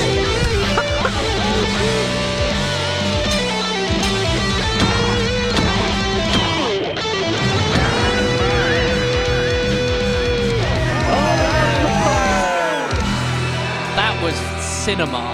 That was actual cinema. Actual cinema. Trial time. The defendant Saporada is accused of 7 counts of murder. Dude, they need to make a musical out of this. Including the murder of Joe Field, the murder of Alkaline Elk, and the murder of our very own Coraline. I will hear the prosecution's argument, followed by the defense, and then I shall make my ruling. Okay, guys, after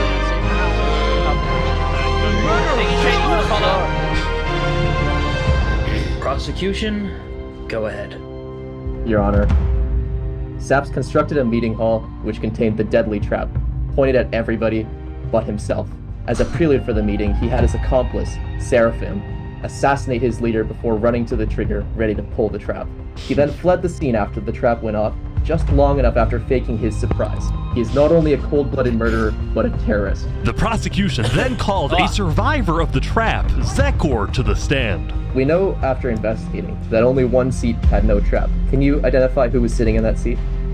It was Saparada. And who built the meeting hall with that seat? It was Saps. You killed our leaders. You destroyed our island. May your death today satisfy us all. That wasn't a fair trial!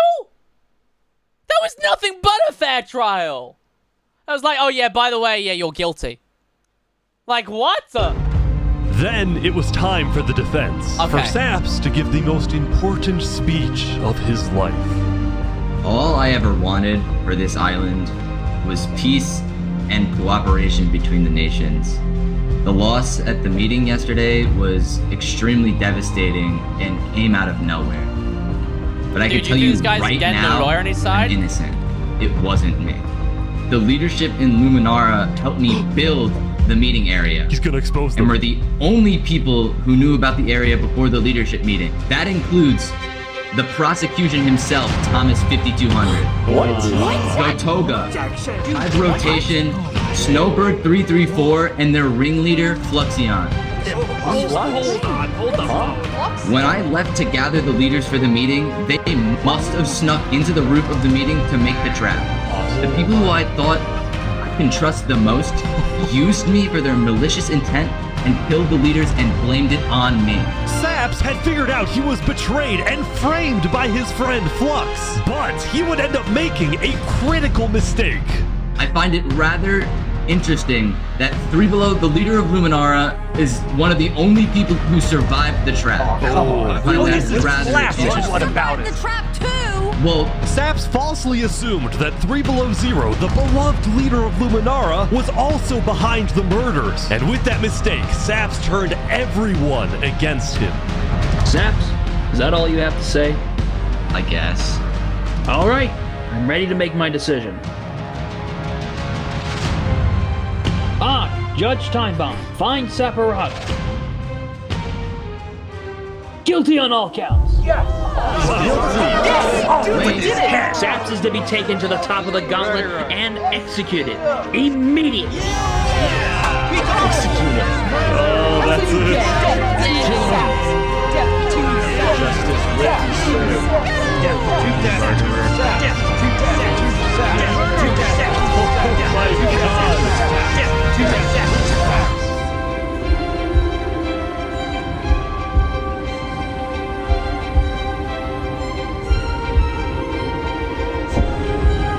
I can't believe it's the year 2025 and I'm finding myself defending a guy that's username starts with SAP. Is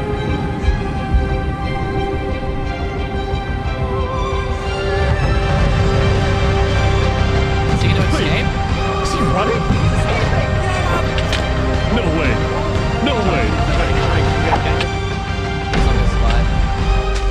Oh, SAP!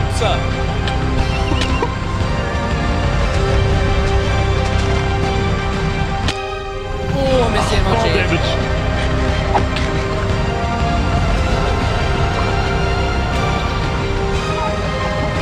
Is he gonna know about the safe haven?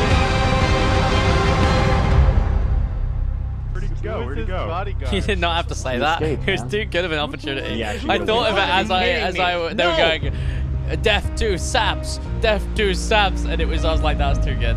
Too good.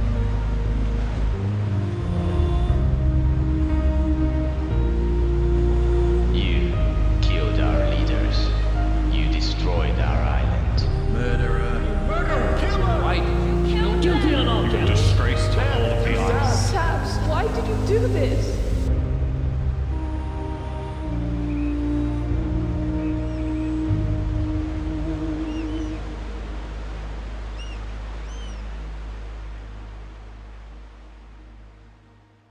Damn. Life.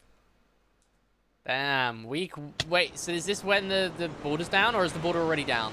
Yeah, border down now. Dude, look at me knowing my shit. Saps is gonna join the other side. Yeah, I think so. And he's then gonna spare them at the very end.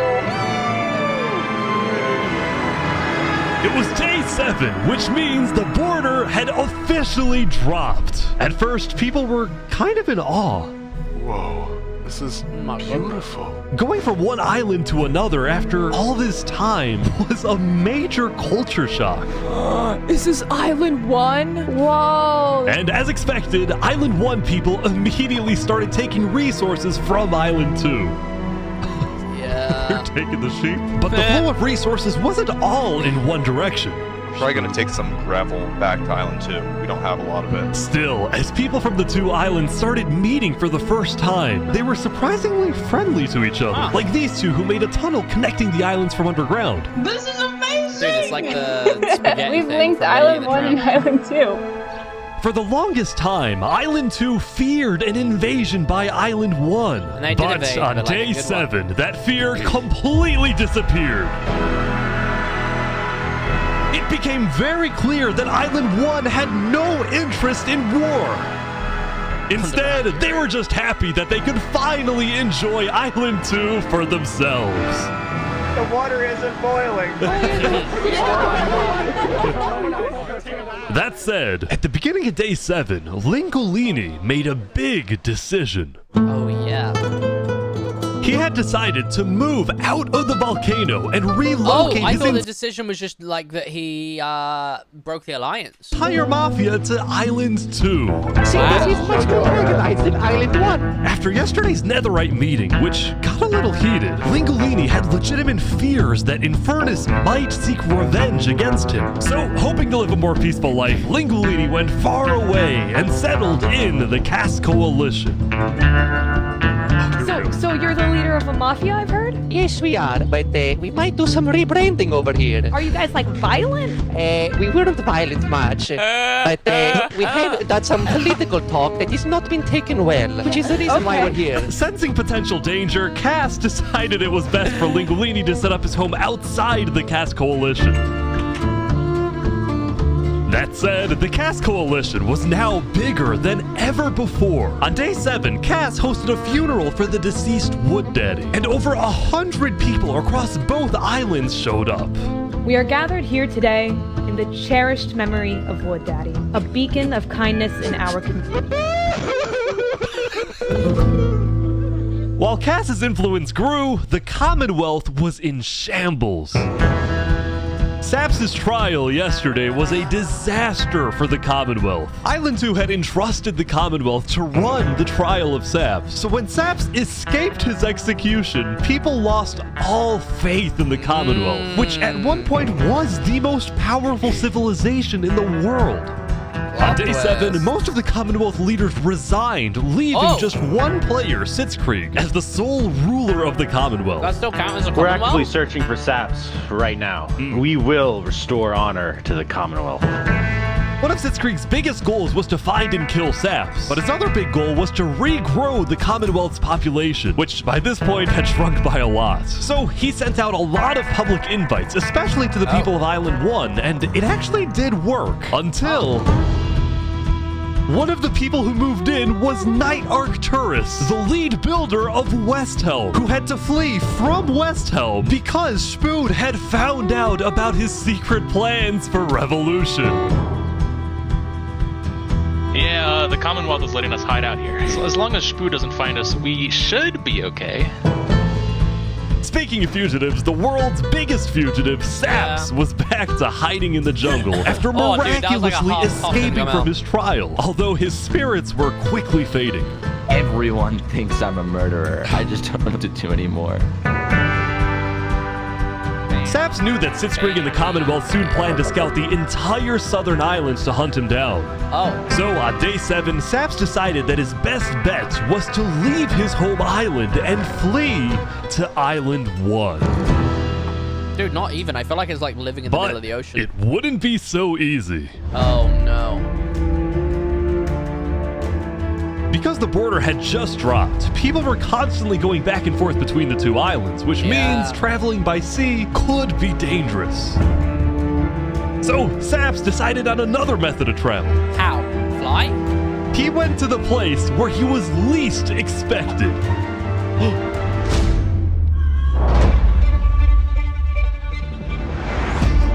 He's trying to use the bridge.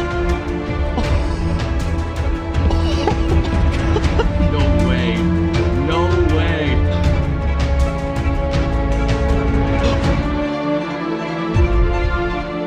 What the heck? What are you doing, bro?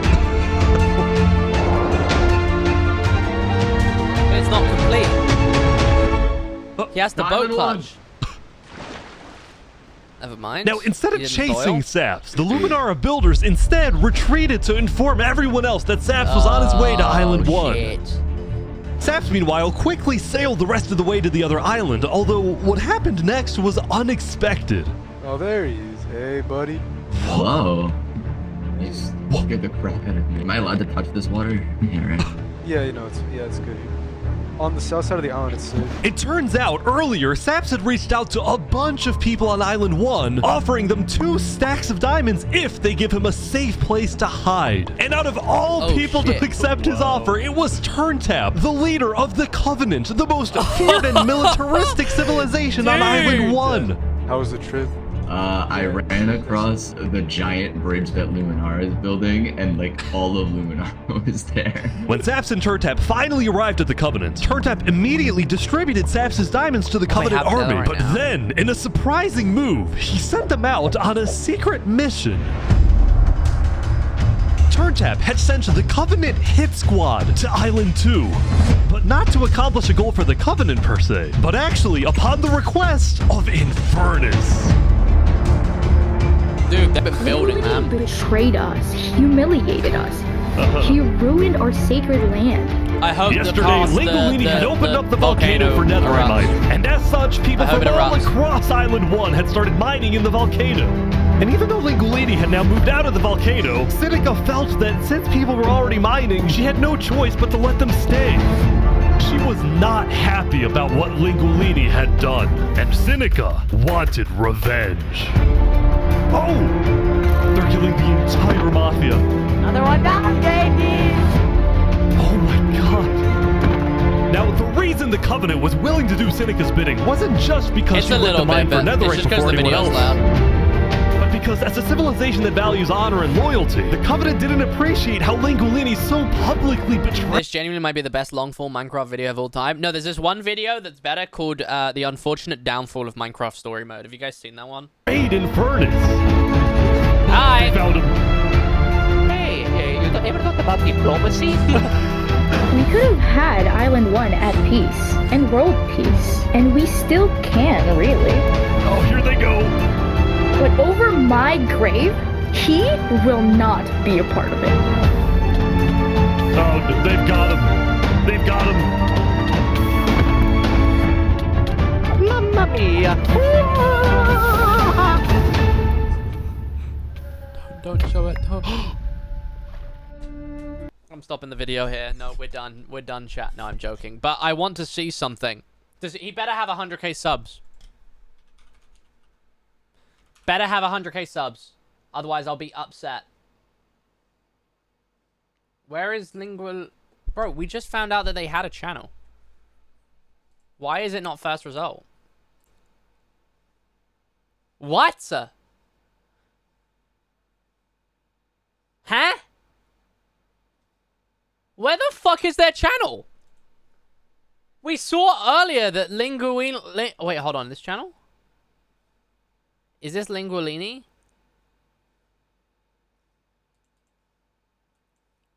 Is this...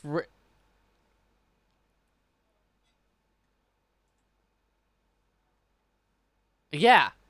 Hasn't got 100k subs. What's the point?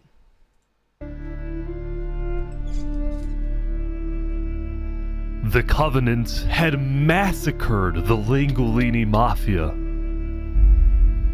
Before anyone could retaliate, the Blue Cross announced they would schedule a hearing, calling on the Covenant to explain what they had done.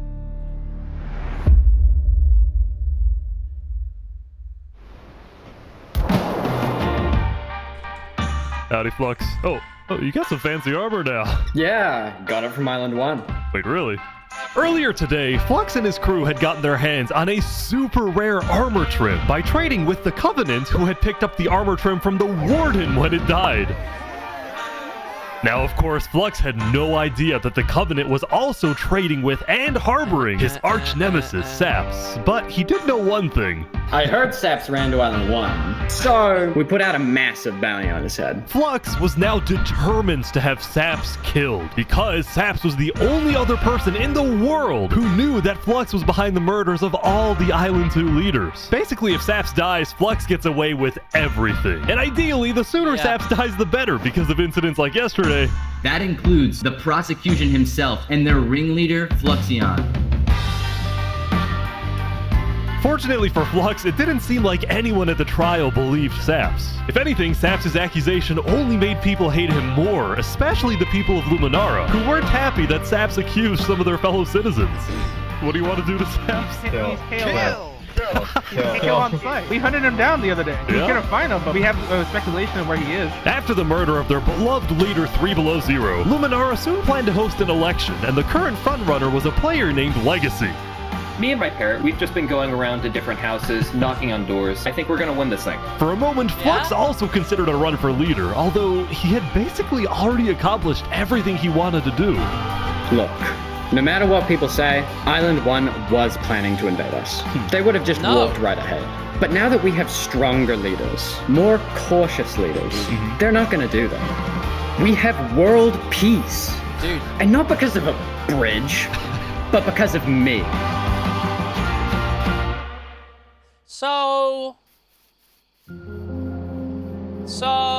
Since the beginning, Flux's philosophy was simple. You can never show kindness to your enemy if your enemy wishes to destroy you. If you build a bridge, they'll use it to invade you. If you offer them aid, they'll use it to kill you. This is why Flux believed it was necessary to eliminate the Island 2 leaders who wished to be kind. But the cost of their deaths was devastating.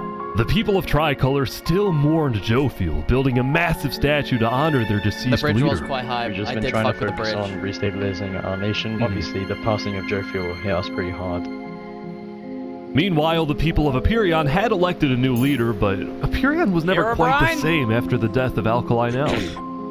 The people of the Commonwealth were also in shambles, having a much smaller civilization than they started with.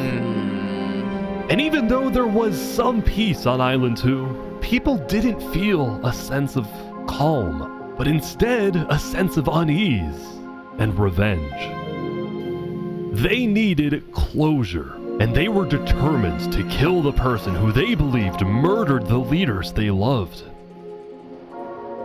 Saps knew that it was only a matter of time before someone hunts him down, or someone in the Covenant betrays him to collect the massive bounty on his head. So Saps made a last-ditch effort to try and get a strong ally for his cause. He asked Turntap to take him to the largest nation on Island 1.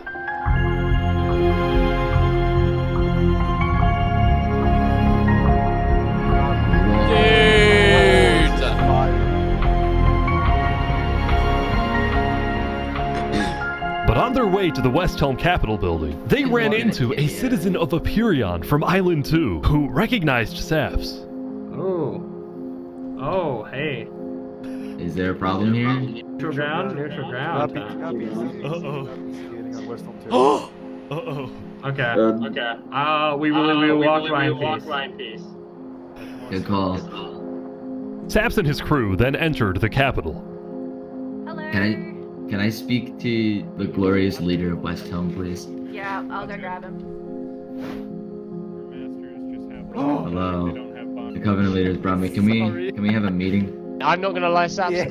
You coming to me asking for a meeting after what happened last time, even if it wasn't to do with you. Listen, I just want to talk.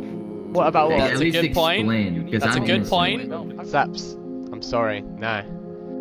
Ultimately, Shpood rejected Saps' request for a meeting because Shpood didn't exactly trust him and had no real reason to help him. So instead, Saps tried another civilization, the Alcaracina Pirates.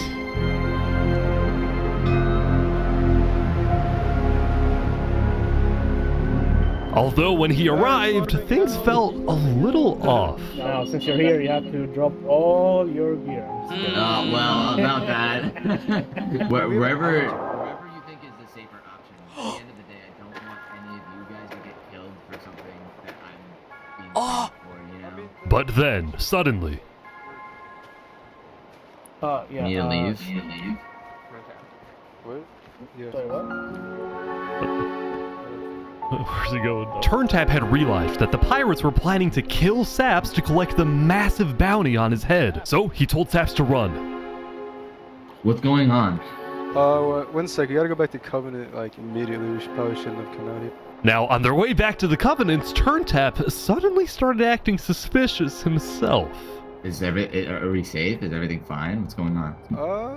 We need to go back to Covenant right now. You need to tell me what's going on or I'm not coming with you. Dude, either, like, you can handle this on your own, or, like, just... Here, I'll explain to you on a sec. Just come on. Listen, it's hard to trust people right now, so I'm putting a lot of faith into you. Walking over gravel. This is so suspicious. Walking As over Saps gravel. ran, he pondered his choices. Monka. Either he puts his life in the hands of Turntap, who may be wanting to kill him and collect the bounty for himself, or he runs away. Now.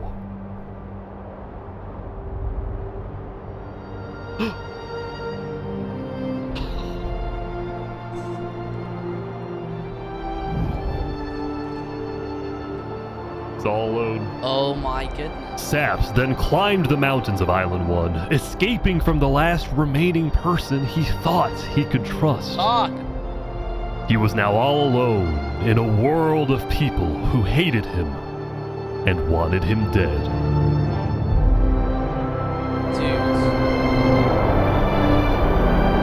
And so he ventured into the snow.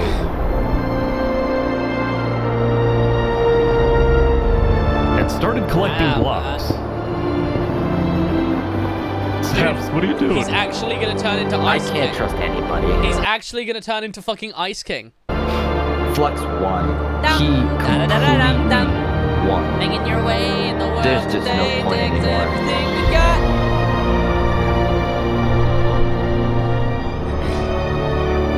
On day 7, Saps built a tower in the tundra, a monument for people to remember him by, and he planned to jump off.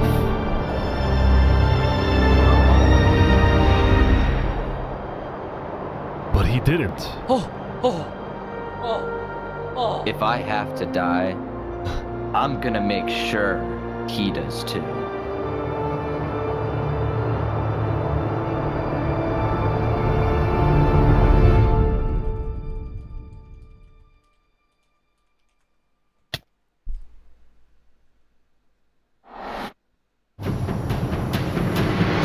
Welcome everyone! Oh dear. Today we have 2 new prisoners who will fight to the death. Rinit, you are charged with the attempted murder of several innocent West Helm farmers. Remy, you are charged with conspiracy to murder West Helm food supplier Dinosaur. Yeah. Ready? That one's fair. Set. Fight! Oh. Here they go! Oh, that's sweet! Wait, some guy jumped in! What the heck? Oh. Remy the Rat lived somehow. He won! Remy the Rat had won his duel in the Colosseum, and all of his crimes, including the murder of dinosaurs, were expunged from his record by Emperor Spood himself. He was now a legend, and his restaurant became more popular than ever before. He put his head on the floor. Now, it's been a busy few days for Emperor Spood. He was always working on different things. Have you seen our aqueducts? Show me your aqueducts, Spood. Look at it behind you! Oh! So what's the use of this? I don't really know. What is the point of anything? We just build. We have too many builders, not enough ideas. Now, while Spood was an effective leader, he did have to constantly watch his back for assassins. You know, I've thwarted like 5 assassination attempts, and guess what? I've just found out about another. No way. Another one? Spood's entire reign began with him almost being killed, so he was always extra careful and sensitive about where he went and who he associated with. It's also why Spood was particularly angry when he found out that one of the people who planned to kill him was his own lead builder, Knight Arcturus. According to some of my sources, Knight Arcturus was seen in the Commonwealth earlier today. Really? Spood had sent spies across the world to find Knight Arcturus, and when they discovered he was staying at the Commonwealth, Spood immediately reached out to Sitzkrieg to request he be handed back to Westhelm. However, given that the Commonwealth was low on citizens and needed good builders, Sitzkrieg decided to reject Spood's request. I'm not just going to give up one of my builders. The Commonwealth does not give in to tyrants. This made Spood erupt with fury. that sounds like a bad idea, I'll be honest. I'm gonna make sure that everybody knows the Commonwealth is corrupt. They stood there talking.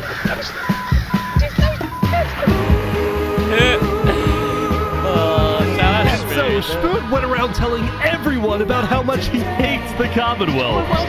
This whole situation became a massive drama, and it actually got to the point where the rest of Island 2 was getting annoyed with the Commonwealth. I don't get why the Commonwealth doesn't just hand him over. We don't need a war with Westhelm. Unlike the Commonwealth, Cass had a big population and she didn't care about losing citizens who were troublemakers. For example, earlier, one of her citizens, Addison27, had gone to Tricolor, dug into Jovial's grave, and had stolen Jovial's head. Can I wear this? Hey, Cass, I brought you a trophy. But instead of protecting him, Cass immediately banished Addison from the Cass Coalition and alerted Tricolor of his location, causing Addison to flee Island 2. It was this kind of no-nonsense leadership that earned Cass a lot of respect from not only her citizens, but other Island 2 nations who were now much more willing to ally with Cass than with the Commonwealth.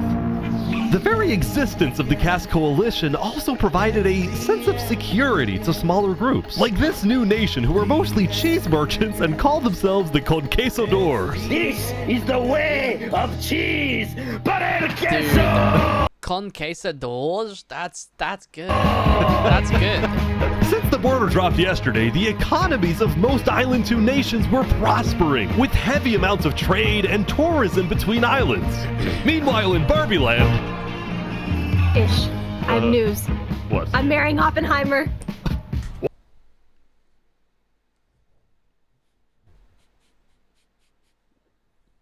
What? On day 8, the player Oppenheimer had marched into Barbie Land, but instead of destroying it with a nuke, he apparently liked it so much that he proposed to their leader. Ish, consider this your invitation to the Barbenheimer wedding. Thank you. In Luminara, meanwhile, the citizens were inventing new technologies. This is the power switch. It's 16 furnaces working together simultaneously, and there's a bunch of hopper minecarts on the inside distributing everything. As much as Luminara was finally starting to live up to its name as the light of Island 2, little did its citizens know among them was quietly living the world's most deadly group of terrorists. I'm thinking of running in the election tomorrow. Oh yeah? Legacy's pretty popular, but I'm not worried.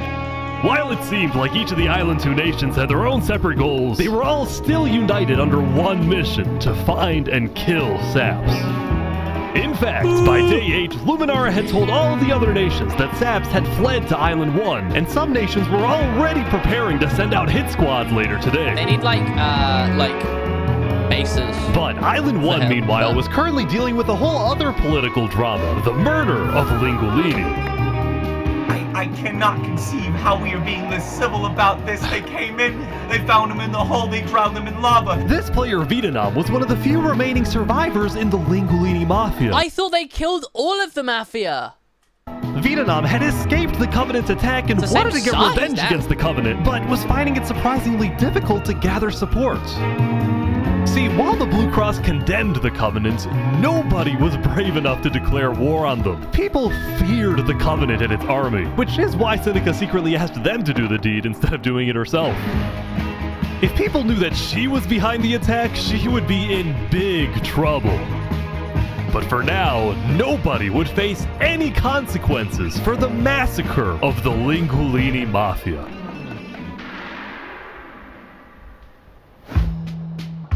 Going back to West Helm, on day 8, Emperor Spood was really only thinking about one thing: how to get revenge against Knight Arcturus. Dude, after the Commonwealth rejected Spood's extradition request, Spood's initial reaction was to begin preparing for war. But what made him think twice was his belief that the Commonwealth was a massive nation with probably a big army. Spood also knew that declaring war could risk the entirety of Island 2 coming to the Commonwealth's defense, and maybe launching a counterattack on West Helm. So, Spood decided to change strategies. I'm shocked at how much opening the civilizations made so much different. Like, to try and bait the Commonwealth. See if he can make them angry enough to do something rash. Something bad enough that would allow Spood to then declare war and have everyone's support. And Spood knew exactly how to make the Commonwealth angry. He invited back to the West Helm capital the one person he knew the Commonwealth hated the most. Can we make a deal? We're running out of time. What? Saps is back, and Turntap's here too for some reason. This is interesting. I thought he was like, what? Because the Covenant had brought Saps to West Helm yesterday, Spood had specifically asked Turntap to protect Saps and escort him to West Helm once again. While Saps didn't fully trust Turntap, or Spood for that matter, he knew that a meeting with Spood was a massive opportunity, and it was worth the risk. That's what he wanted initially, to be fair. Paint the moon in blood. If we can do what we do best, we're nocturnal life. Saps, you are the person that, to my knowledge, murdered all those people on Island 1. Island 2, sorry. It was not me. There is a person on Island 2 that is behind all of the assassinations and the corruption. His name is Flexion. Emperor Spood was having trouble believing Saps, but he went along with it for now. Like how, he figured it out, you know, that it was him. Well, it seems like we both have gripes with Island 2. Spood then proceeded to tell Saps and the Covenant about his feud with the Commonwealth, and how he needed Island 1's support in case a war breaks out. This video, 2 hours 34. There was just one problem. The Blue Cross Alliance was as good as dead. Infernus had basically left the Alliance after the last meeting, and the Covenant had stopped responding to the Blue Cross because of the Lingolini situation. So Spood decided to take things into his own hands and individually call the big 4 nations of Island 1 for a meeting. And he wanted Saps to be there so he could tell the leaders about corruption on Island 2. Wow. Dude, I told you. Wait, hold on. I just processed. I told you guys that earlier. I said that he was going to work with them and then he's going to spare them at the end. Reputation, Seneca and Benji were hesitant. But as long as the meeting was in a wide open area without a roof, they decided they would go. Oh, so you turned the sun away. How could you be so cruel? Music now. You wrapped the moon in This makes me want to go on hold on, description. No! It's fine.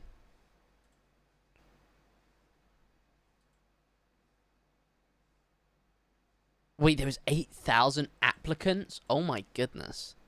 Where's Epidemic Sound? Was it Epidemic Sound that was used? I was going to say, it makes me want to scroll through Epidemic Sound. Murder of Lingolini. I cannot conceive how we are being this Whoa, civil why about did it go this. so far back? They found him in the hole, they drowned him in lava. This player, Vietnam, Legacy AN approached me in regards to, well, it's one of the... Spood first had said they would... How could you be so cruel? Yeah, but it was links to YouTube videos. How did they find the ones that weren't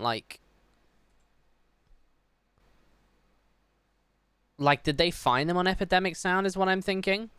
You get what I'm saying? Because that makes most sense. You wrap the moon in ice. That's not nice. Not nice. To begin the meeting, Spood first had Saps tell his story. I've been put on trial and sentenced to death for a crime I did not commit. Spood's goal with this meeting was to convince all the leaders that Island 2 was a threat to Island 1. One of my right-hand men was murdered in cold blood by someone in association with the Commonwealth. It's one of the many injustices I've heard about on Island 2, and I want justice. Then, Turntap of the Covenant made his own statement. A few days ago, Covenant was approached by Luminara to speak of a potential trade agreement. Legacy AN approached me in regards to Fluxion, the guy who Saps is claiming killed Does anyone know where Fluxion is? Let's be honest. Apparently, back when the Covenant traded armor trims with Flux, they had also done the same deal with Legacy. And Legacy had voiced concerns to TurTap about Flux's run for leader, including how Flux was demoted from second in command, and rumors that he's paying people diamonds to vote for him. This gave Saps and Spood's stories a little more credibility, which was crucial for getting everyone on board with West Helm's military proposal. Yeah, it's also like, it's not just like finding music that fits, it's also having the ear for it, because if you like tune out the songs, like sorry, the video, it's like you wouldn't imagine this as like, yeah, this is gonna be good for my Minecraft video. You know what I mean? If any nation from Island 2 attacks Island 1, then the entirety of Island 1 must strike back. If all leaders are in agreement to this, please say aye. Aye. Dude, that's tough. This is for us a problem. Benji was hesitant to join any military alliance because Elysium was the nation of peace, and he knew that his people were opposed to any changes that threatened their peaceful lifestyle. Council might not agree. Do you believe if Saps was at the council meeting, would he potentially have the chance to convince them after telling his story? I think he might. I don't think you can convince anyone, I'll be honest. As long as Saps agrees, it's up to you. I don't think they'll convince him. I mean, yeah. Saps and a few of the others then walked to Elysium on a mission to reunite Island 1.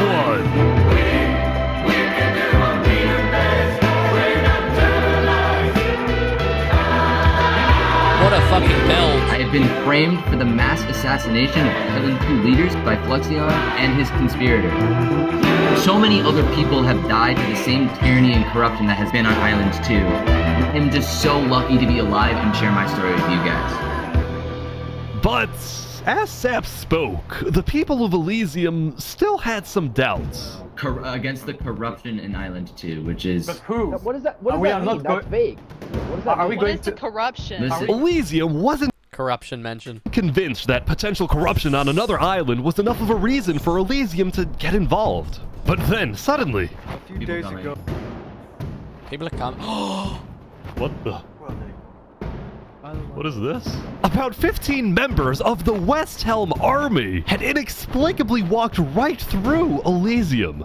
They quickly left, but it certainly didn't help the tensions. Nonetheless, the proceedings continue. I feel like that would help his case, no? We're going to be deciding whether Elysium citizens would go to war. I think Elysium citizens need to have a say in that. Yeah, I agree with that. After even more deliberation, and after even more time passed... Excuse me, I have to say something important. The troop of people that came by, they are apparently the military from West Helm. We have reasonable suspicions to believe they are going to launch an invasion of Island 2 in the next, like, 5 minutes. I do not know. 5 minutes?! Emperor Spood had grown impatient. After Spider informed him that progress was stalling, Spood had decided to send a squadron of the West Helm army into the Commonwealth's territory to find and arrest Knight Arcturus. Oh boy, they're almost there, I think.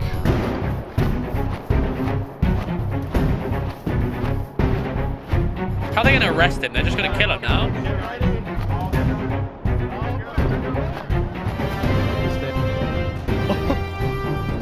Hello, Ben. We are here peacefully. We're simply looking for a man by the name of Knight_Arcturus. Alright. We don't have him. We do not know where he's at. We have not seen him. Huh? Nor have we heard from him. We don't have him. Huh?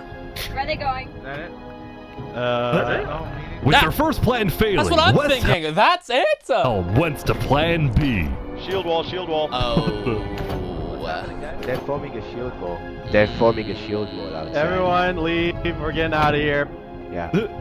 Everyone bail, bail. The West Helm Squadron had successfully intimidated the Commonwealth leadership into fleeing their own nation. West Helm then went around, searching every house, every mine, every crevice of the Commonwealth. Everyone else is there. I don't think he's but there. ultimately, Knight Arcturus was nowhere to be found.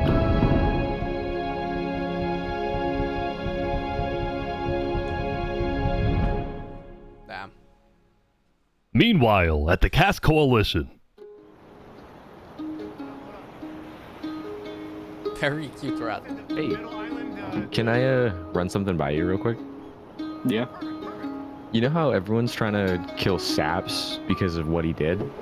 And then during his trial, he was all like, Luminara was behind this. Luminara built the trap. The leadership in Luminara helped me build the meeting area. That includes the prosecution himself, Thomas 5200, and their ringleader, Fluxion. So, I was sailing past Saps' place a few days ago. God, this dude is digging. Or what? Oh. You see that? You see that guy? Fluxion. Yeah. Isn't that Fluxion? Flux? Mine kind of Oh! looks like him. Yeah. What's he doing at Saps' place? And why is he gathering blocks? Sand. Gathering sand. Chat. You gotta show Cass. He's gathering sand. What do you think? Interesting.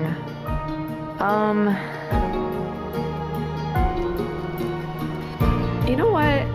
Go show this to Tricolor. And probably also Perion. I'm on it. Shit, it's getting real, man.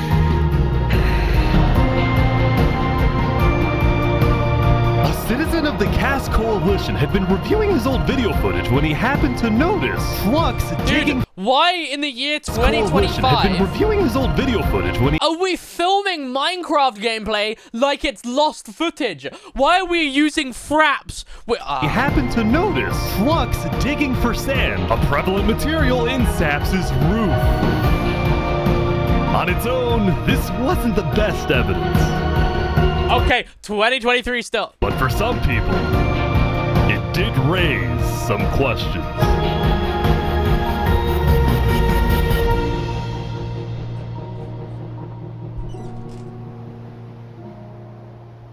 Isn't this the final day?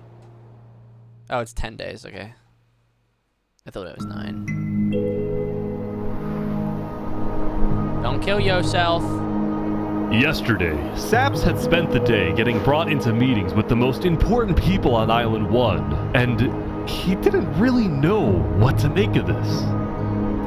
In one sense, he was incredibly lucky to finally have some support. But he also questioned how real this support is, and who he can really trust. See, Saps knew that the Covenant generally did not like the people of Island 2. The Covenant believed that Island 1 was the supreme island with better culture, customs, and traditions. They were also known to be ruthless, having massacred the entire Lingolini Mafia. It's why Saps was suspicious of Turntap's offer to continue protecting him, especially after he ran away. But Saps knew he needed powerful allies as world tensions were ramping up. When Spoon invaded the Commonwealth yesterday, he got a lot of criticism, mostly from his own neighbors, who were blindsided by the move. Spoon could have dragged all my people into war. Elysium is a nation of peace. Like that, any hope for a Big Four alliance was basically dead, especially since the other nations were now dealing with problems of their own. Fucking Bowser over here, man. Earlier yesterday, Queen Seneca had found out that Elysium's newspaper, Daybreak Media, had somehow found out that she had directed the Covenant to kill Lingolini. How? This is why Seneca was so quiet yesterday during the Island 1 Snow meeting. She knew this story would be coming out, and she was trying to figure out how she would respond. And on day 9, she made her decision. To dissuade people from invading Infernus, she would show strength by doubling down and hold a joint ceremony with the Covenant, parading around Lingolini's head.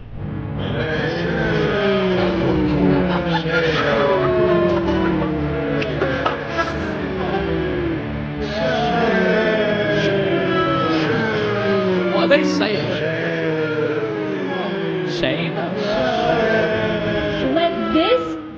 lesson. Shame to those who disrespect our volcano.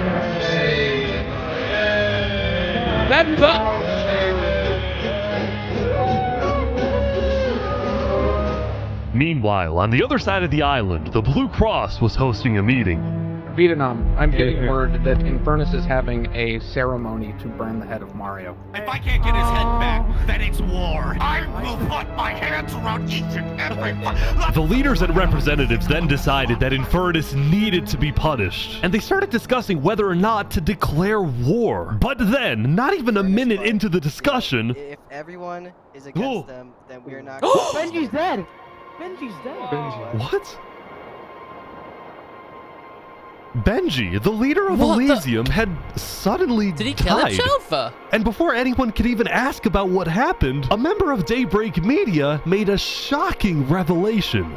We know that Benji had been one of the people who made the call to kill Lingolini. What?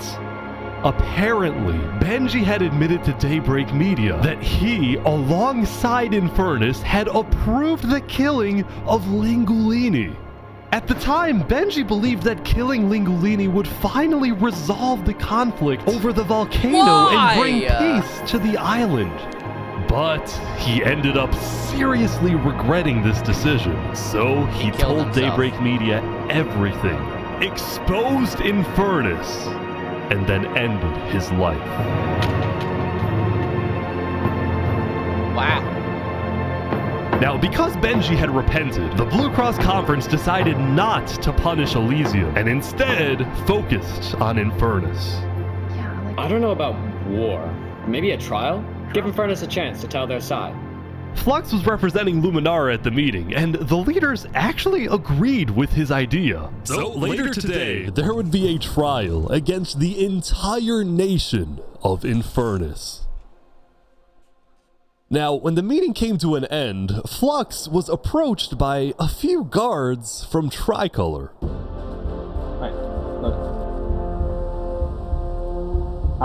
We know about the assassinations, all right? What assassinations? You're under arrest. You're coming to Tricolor. You're gonna have a fair trial. Just come with us. What are you talking about? Tricolor had issued an arrest warrant for Flux after they obtained incriminating video evidence from a citizen of the Cass Coalition. Being possibly responsible for the death of Jovial in any capacity. What are you talking about? We know Seraphim was guilty of that. There are concerns that you may have been involved in other ways. If you believe yourself innocent, I believe that you are. I trust that you're innocent because you told me you were. But right now, the most important thing you can do is simply go to the trial and prove that you're correct, which I believe This you are, is an okay? outrage against Luminara. I cannot No. believe that you would accuse me of this. Now, the truth was, Tricolor wasn't necessarily convinced that Flux was guilty. They just wanted Flux to go to trial so that he could answer their questions about the videotape. Why didn't you not bring this up before? That's just dumb. And then that's gonna, like, infinitely prove his innocence. Look, you were meditating. No, he went on trial, man. You're seriously scared that I'm going to run away from a trial. You agree after what happened with the Commonwealth, we could never be too careful about stuff like that. We're both Fine. not. Fine, I will go. But this is an outrage. All right, let's go. We're gonna remember. We will not stand for this. Flux is getting arrested by Tricolor. He was typing something. He's like stopping every few seconds. People stop, don't worry about it. The group then passed through Elysium and were about to sail off the island too, until... New Kids was the assassin. Oh my goodness. Oh, hey, what is this?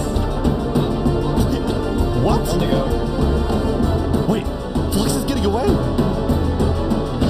It turned out Flux had secretly told a member of his own crew to come and attack him so that he could run away from his arrest That's what he was without looking messaging! guilty.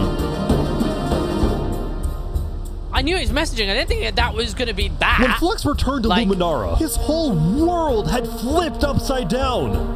He believed he had covered all his tracks, that he had gotten away with everything. But for now, he had to remain calm and decide on his next move. Legacy. Yeah?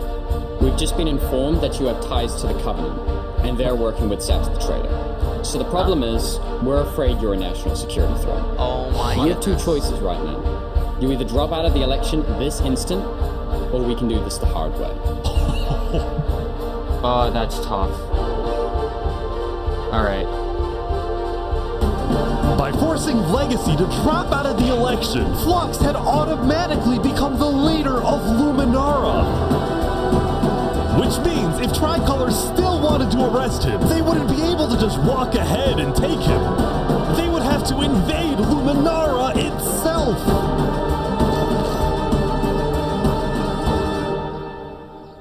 Huge brain from him. That's huge brain from him. I'll be honest. That's incredibly huge brain for him. Yesterday, Emperor Spood had caused a lot of chaos with his failed attempt to capture Knight Arcturus. So he spent day 9 repairing relationships, but also forming new ones. For example, earlier, Spood had received a message from a player named Addison27 who wanted to sell Jovial's head in exchange for netherite. Spood accepted the deal, gave Addison a place to meet him at, but then he gave Addison's location straight to Tricolor. Right. Uh-oh. Show us the head. Yeah, there it is. Oh, no. Give it right now. I got it! Now, this actually led to an alliance between Westhelm and Tricolor, the first ever multi-island alliance, and a strategic move by Spood to befriend the neighbors of the Commonwealth. The Spood knows what's Later, the fuck's Spood also up. visited the Covenant after he heard about some civil unrest going on. So they all just left, just like that? Apparently, about half of the Covenant's entire population had decided to leave the Covenant. What? This is because they believed Turntap was betraying the Covenant's values by constantly trading and associating with Island 2.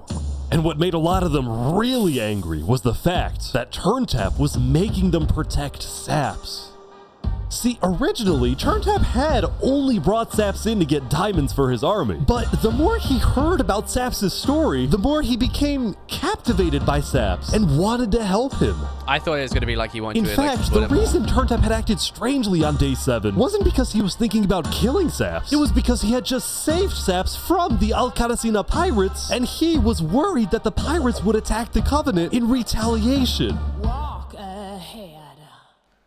Anyway, now that Turntap had the pirates against him, as well as much of the Covenant forces, which Turntap himself had trained to be ruthless, it's fair to say that his life was in grave danger. But before he and Spood could figure out a solution, the Covenant suddenly had a surprise visitor. Come here, you're under arrest. Uh-oh. Yo, they're trying to kill me? You killed our leaders. Oh You my goodness, destroyed okay. our island. After days upon days of searching, the Commonwealth had finally found Saps. Literally the guy. Saps is now hiding. This player, Zekor, was now the main diplomat of the Commonwealth, and he knew that this was his opportunity to finally kill Saps. The last thing he needed to do was to convince Spood to hand Saps over. Spood, come here. Please, let's have a talk. Let's have a chat. And are you a friend of this criminal behind you? Alright, could you guys come inside? Oh boy. Oh. Here we go. Hey.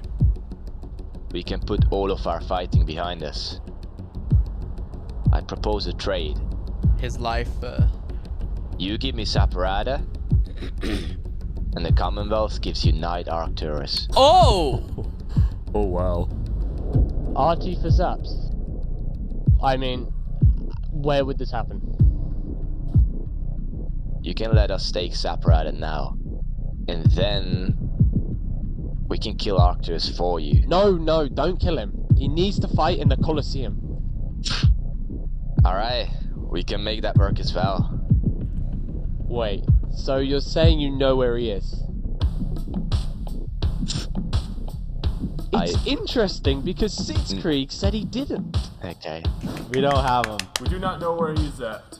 Look, he comes back every now and then. We'll find him. Really? Is that so? Why would I lie? So you'll find him for me? Spood, don't do this. Look, Spood, I have to be honest. I'm shocked that you're defending this criminal. Either you accept this deal right now, or I tell everyone from back home that you're harboring Saparada they'll all declare war on you, and this will be the end of Westhelm.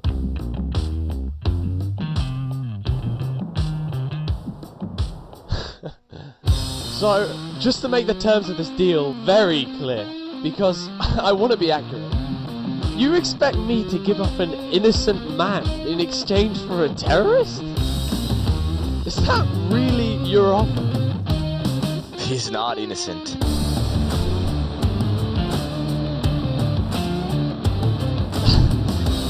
Alright.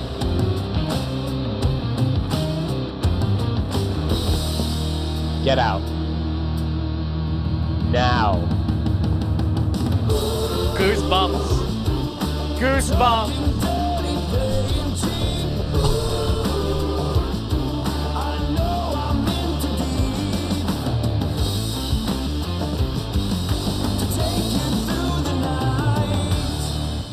Dude. Glory to Soon West it would Elm. be time for the trial of Infernus, which had become a very anticipated event because Seneca had told everyone that she actually planned to attend. As such, Turntap would be there to help her, which meant Saps also had to go. He wanted the Covenant's protection, which would actually come in handy. What? Saps getting attacked. Oh no. Oh boy, Sap's getting attacked again. The attacker was taken out immediately by the Covenant, but this led to another problem. We need to know whether we should keep Infernus in the area. We are worried about assassinations. Not going in a building, we're having this outside. Seneca and the rest of Infernus had arrived, but were refusing to enter the courthouse because of safety concerns. Infernus is saying outside or nothing. Makes sense. Going in. And as expected, people were quickly becoming impatient. I have to stand here for 5 more minutes. I'm gonna pull all my hair out. Let's come inside. These people don't have the ability to come in this building. The trial hadn't even begun, and things were already out of control. And then, someone's setting a dripstone. There it is.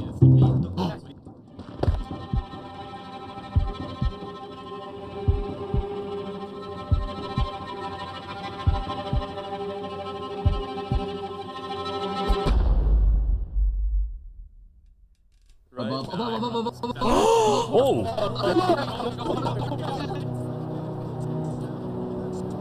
And like that, Turntap was dead, killed by 2 disgruntled former citizens of the Covenant who had come back for revenge.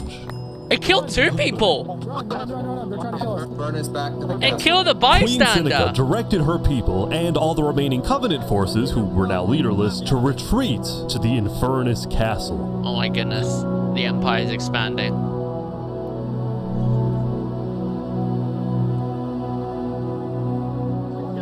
Both Infernus and the Covenant were eventually found guilty of murdering the Lingolini Mafia. But now that Seneca had adopted the entire Covenant army with all of its netherite weaponry, it would be impossible to try and arrest anyone. Saps, meanwhile, was abandoned at the courthouse, so he ran all the way to Westhelm to Emperor Spood, who was apparently dealing with a new political crisis. It appeared that Spood had finally made the Commonwealth mad because, according to a Westhelm spy, it looked like the Commonwealth was preparing to go to war. And on top of this, Spood had received a message from Sitzkrieg inviting him to the Commonwealth for a meeting.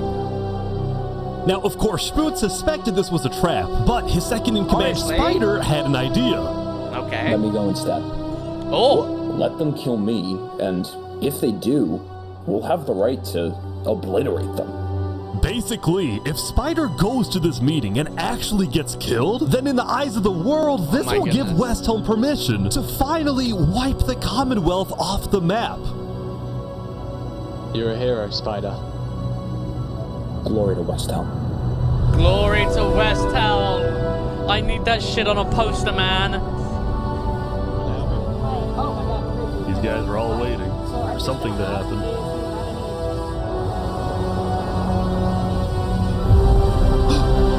Oh my god!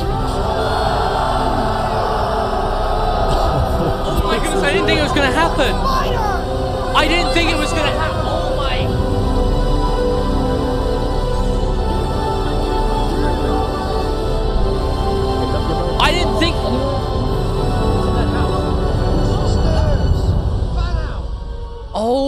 my... Wait, what? Where is everyone? TNT? The Commonwealth had been completely abandoned. Oh my goodness. See, after Zekr's meeting not with gonna grief it at Spood, least? Sitzkrieg had tried to rally all of Island 2 against Westhelm, but not a single nation joined him.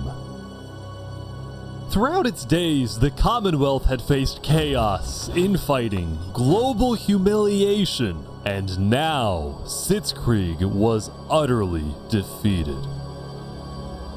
So, as a final jab against Westhelm, Sitzkrieg decided to kill Spider before dissolving the Commonwealth once and for all. I thought they just moved. Sitzkrieg and his remaining citizens then decided to pack up and relocate to the one place in the world that Westhelm wouldn't be able to infiltrate.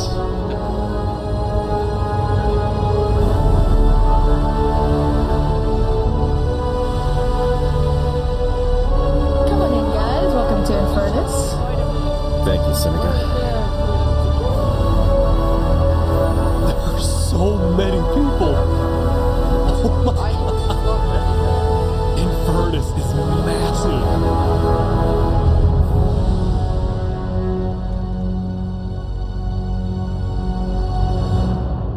Oh.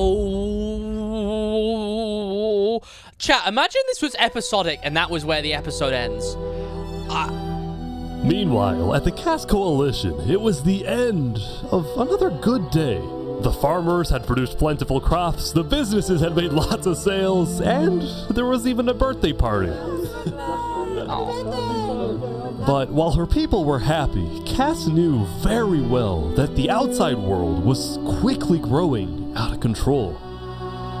As leader, it was Cass's duty to keep track of all the world conflicts, but by day 9, they were simply overwhelming. She watched from afar as the Commonwealth fell apart. She watched as world leaders died left and right. She watched Infernus avoid justice by blocking themselves off, with Netherite at their defense, as well as the volcano's sheer height. Yet despite all the turmoil, Cass spent most of the day trying to solve what was now the world's biggest mystery. Who had really murdered all the Island 2 leaders? Is this the Cass redemption arc? Or was it Flux? See, earlier at the Blue Cross meeting, members of the Cass Coalition were listening carefully. Covenant was propagating anti-Island 2 propaganda, which is ridiculous. Yeah, we didn't agree with that. Island 1 never had beef with you guys. It was really just a covenant. They can see that Island 1 is gearing up to invade us. Then at least they'll know I tried to warn them when Island 1 comes and kills us all. But the Covenant was going to invade us, right? Honestly, probably not. I think they were just trying to scare you guys.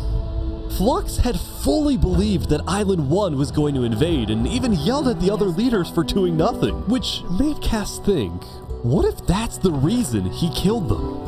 Besides, what would be Saps's motive? There wasn't even a motive alleged during his trial, yet he was still found guilty.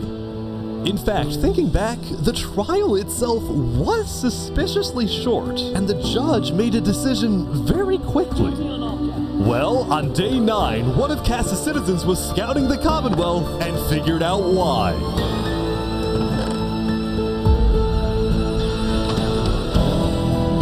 Flux had bribed the judge to ensure Saps was found guilty. When Cass discovered this, she immediately called for a meeting with local leaders. Wait, Cass redemption. This whole time. I'm so mad. He needs to die. I never thought I'd say this, but you have my permission to invade I thought Luminara. Cass was going to be the big evil at the I'll end. tell my guys to prepare for battle. No, there won't be a battle. We go in, we take him out, we leave. Got it? Sounds good. See. All right, first thing tomorrow. Dude. Still a lot of people left, you know. Welcome, everyone. Welcome. We gather here today because, well, we never got the opportunity to properly mourn our previous leader, Three Below. What's going on here? True, wait, He was actually, more yeah, he than kind of just a got killed, didn't Luminar, he was a friend, and I'm very much excited that we can continue his legacy and complete the bridge Wait, did you which not, he would have wanted. Did you not assassinate him? Did he not assassinate him? Well, not the one to do it, but he was the one that called for the assassination. Like... Yeah, obviously, yeah, it makes sense. Alright, let's go, let's go! And so, the Cast Coalition set off on their mission to kill Flux once and for all. On the way, Cast stopped at Aperion to rally their people. We've found the person responsible for the multiple leader assassinations, including the assassination of your own president. Are we ready to fight for Luminara and for justice? The plan was simple. Aperion would invade Luminara from the south, while the Cast Coalition approaches from the sea so that Flux can't escape. Dude.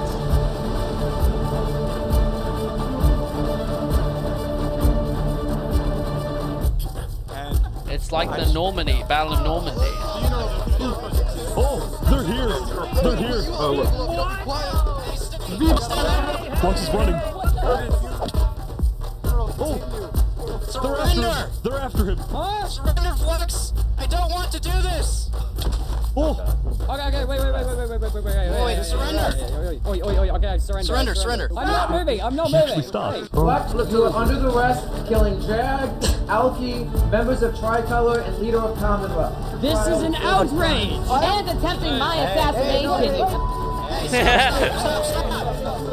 Flux had stopped and surrendered, but there was a bit of confusion. He's entitled to a fair trial. Wait, I thought it was kill on sight. It was quite literally kill on sight.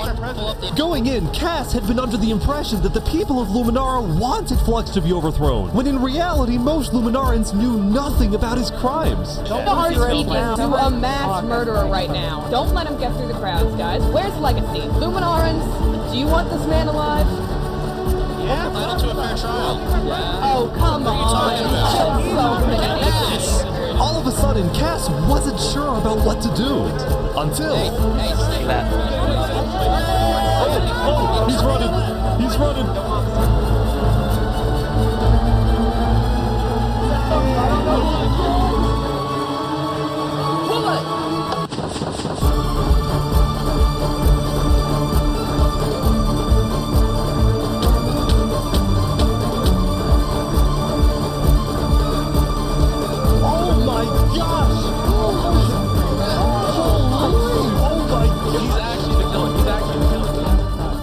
Oh, now we know. People using a secret trap he had built the day before.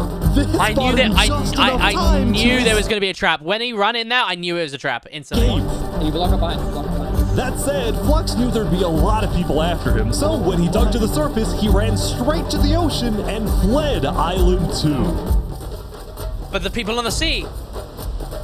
But the people... Still, Cass and Aperion sent out hit squads to try and hunt Flux down, while Legacy directed the citizens of Luminara to evacuate. I gotta move all of these people over to the Concave Storage Cube because no one is safe in Luminara at the moment. Holy. Like that, Legacy had taken over as leader of Luminara. Cass and Aperion were down 5 citizens, and Flux had gotten away with everything once again.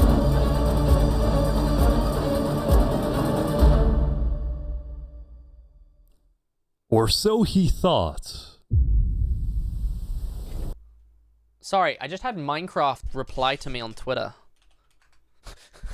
Sorry, I just got a Twitter notification that Minecraft replied to me. What? What?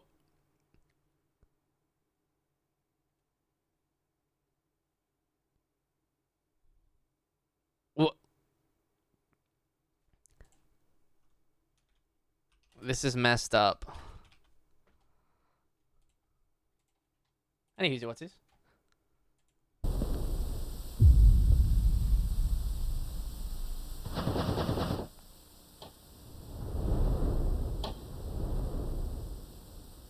I can't believe that. I am so confused on what's happening right Oh my god! Oh my god! Oh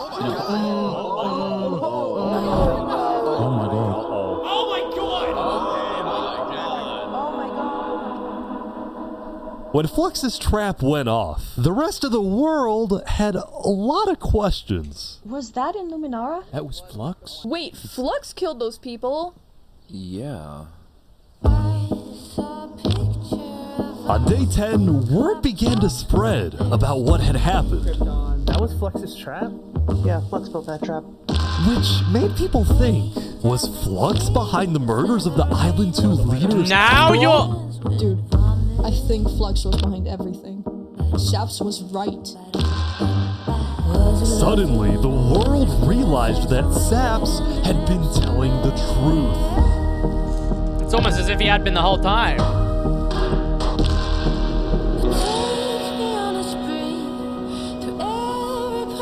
Saps, how do you feel? You're right, look at the date, May 2023. Or December, I don't know. Probably December. Saps, how do you feel? Finally, I'm so happy. For the first time since he had gone into hiding, Saps had been vindicated, proven innocent, and the world was finally on his side. He's gonna have to be the leader of everything now.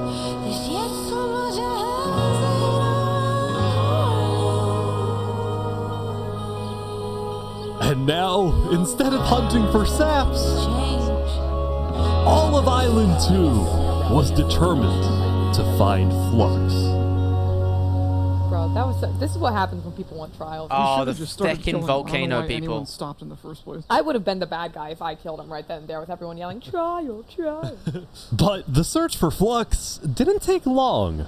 Someone just saw Flux going up the volcano. Oh. Oh, you're kidding. Oh, no. Oh.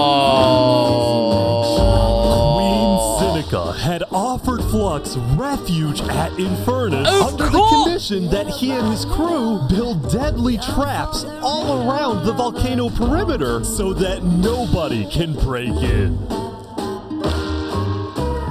But the rest of the world was unfazed. Yeah, they're gonna pay for what they did. Yep. On day 10, all of Island 2 joined the Tricolor West Helm Alliance and declared war against Infernus.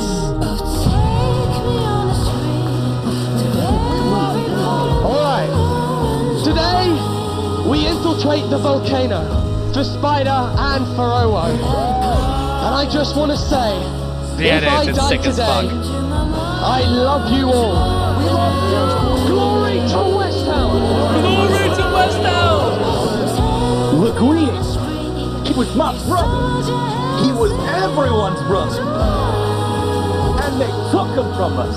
They took him. Flux got away with murdering so many of our people and our leaders.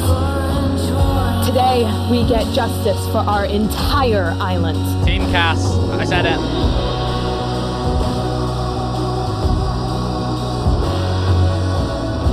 Okay, vamos, amigos, vamos. All right, everyone in. I'll meet you at the Coliseum.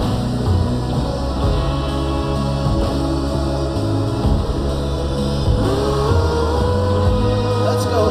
Come on. All right, let's go, everyone. And you guys called me sexist for it.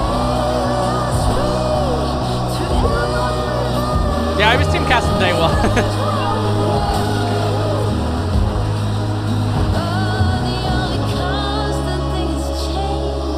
Wait, they're gonna make them fight in the Coliseum?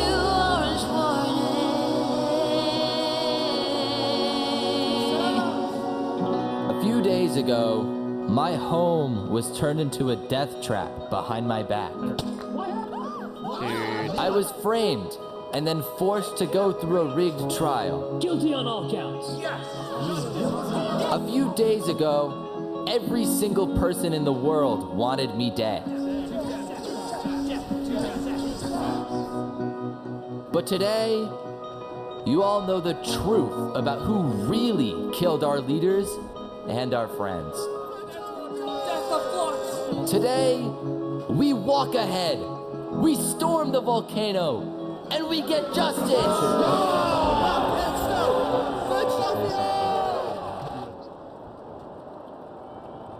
Thank you, Saps. Alright, everyone, listen up. There's a lot of things to watch out for, There's gonna be lava, boiling water, dripstone traps, their entire army. They have the height advantage and netherite armor, but we have numbers. So let's stick together and let's win this thing! Wait, Come they're on! actually making a fanfic? Wait, so I was right? Here we go. Wait, I don't know if I said it about. I don't remember who I said it about, I'll be honest.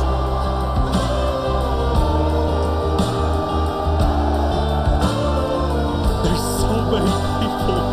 Frames. Okay. And then someone else. Who else did I say it about? They might have died. I don't know. Oh my God. Look at all the lava.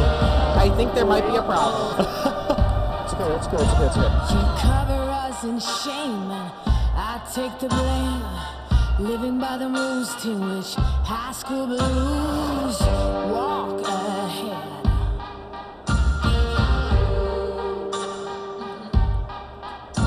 Beginners keep provoking. Blood roots us thirst choking. Can anyone stand this nonsense? Eating away, telling us to stop and obey. To stop and obey. Dude, that shot. What the fuck? They're pouring water on the lava, but the water still burns. Yeah, the water's boiling.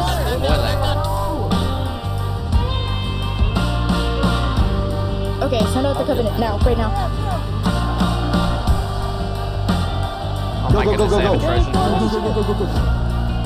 Oh, big fighting on the ground right now. Covenant is attacking from behind. Oh my goodness. Keep going! Skin shine, Joker's got silver linings. Holy Mary sings songs in the wet rain. Walk ahead. The best bet would be mining it and then going straight up.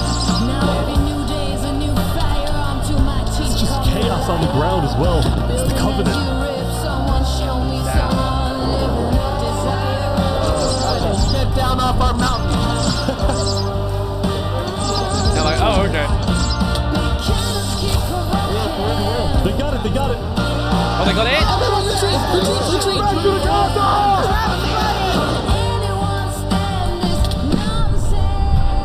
I was gonna say Remy the Rapper's dead. Yeah. Telling us to stop and obey. The final push, here we go. The bridge is rigged, no? When this goes wrong, do you know what you wish for?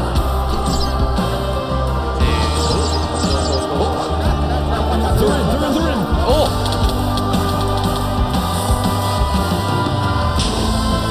Oh my gosh! Whoa! Look out for the hole. I'll check in the hole with you guys.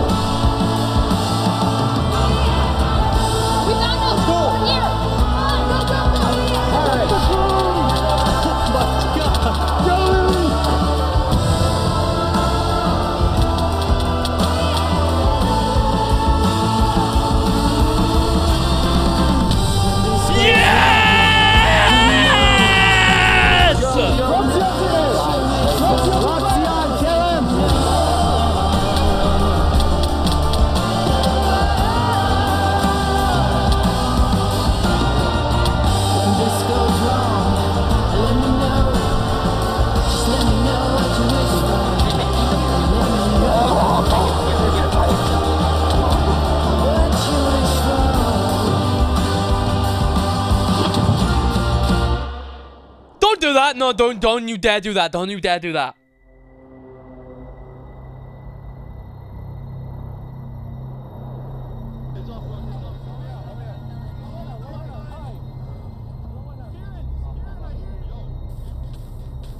Why was Carl Jacobs in there for a second? Oh my goodness. Oh my fuck. Oh my fuck. There's no fucking way. There's no way.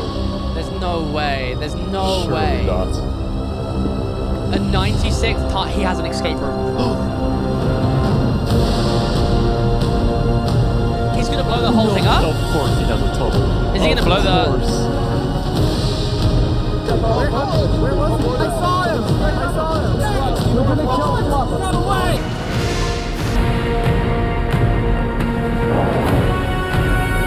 He's missing? Hold on.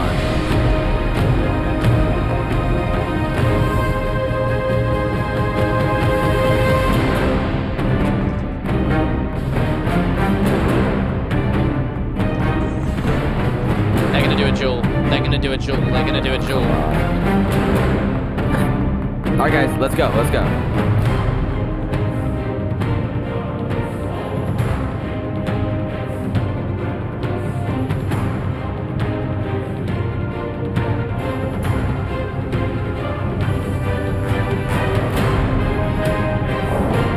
Yep. What? No way.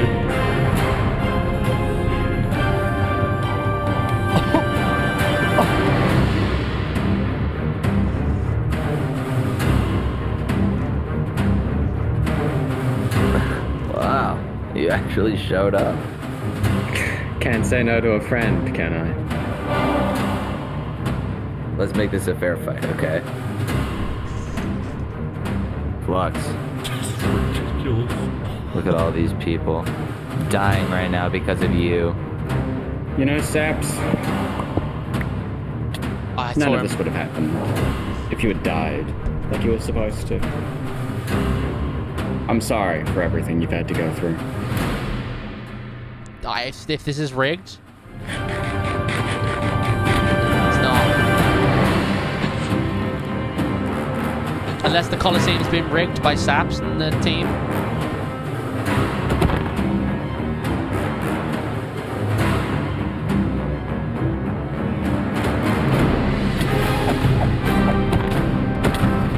I can't watch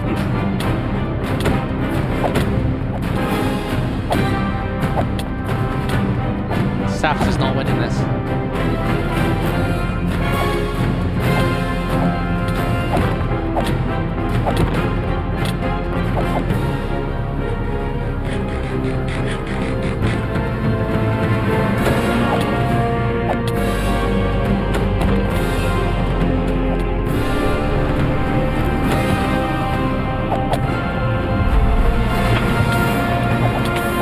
Oh my gosh!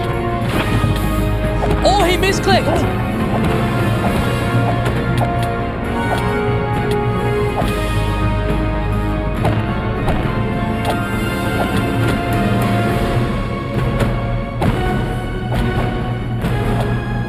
Saps can do it. That was Saps. That was Saps. I think that was Saps.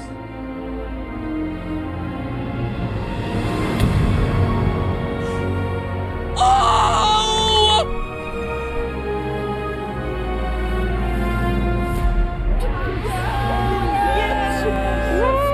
Oh my god. Good job, Sam. Good job. I have his shirt. No, his friend is off.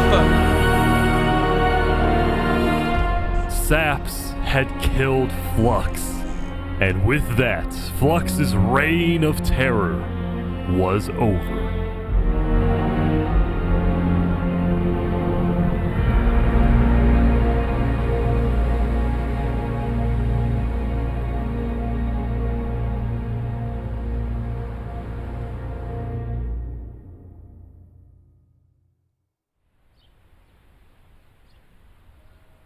Days later.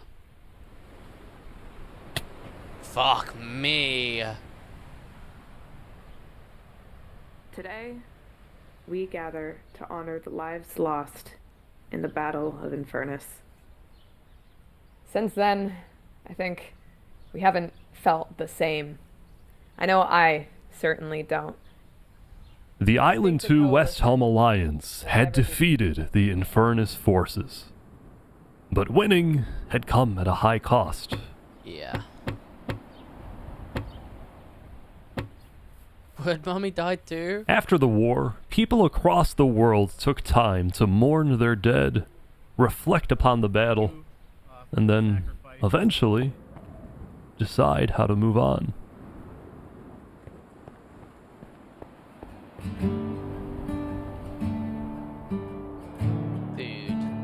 Now that Infernus, the Covenant, and the Commonwealth were off the map, there were talks of creating a new world government. But ultimately, it never really materialized, and all the remaining nations just agreed to do their own thing and have peace. In the corner of the crowded Island 1 had taken the brunt of the war. Crops trampled, the big tree scorched, the volcano ravaged. As a result, people across Island 1 struggled after the war. But I'm dead. Some of them joined cults, while others moved to Island 2 in search of a better life. Elysium was fine though. Instead of going to war on day 10, the Nation of Peace had decided to hold a peace festival. And on their shore was something new. A bridge stemming all the way from Luminara.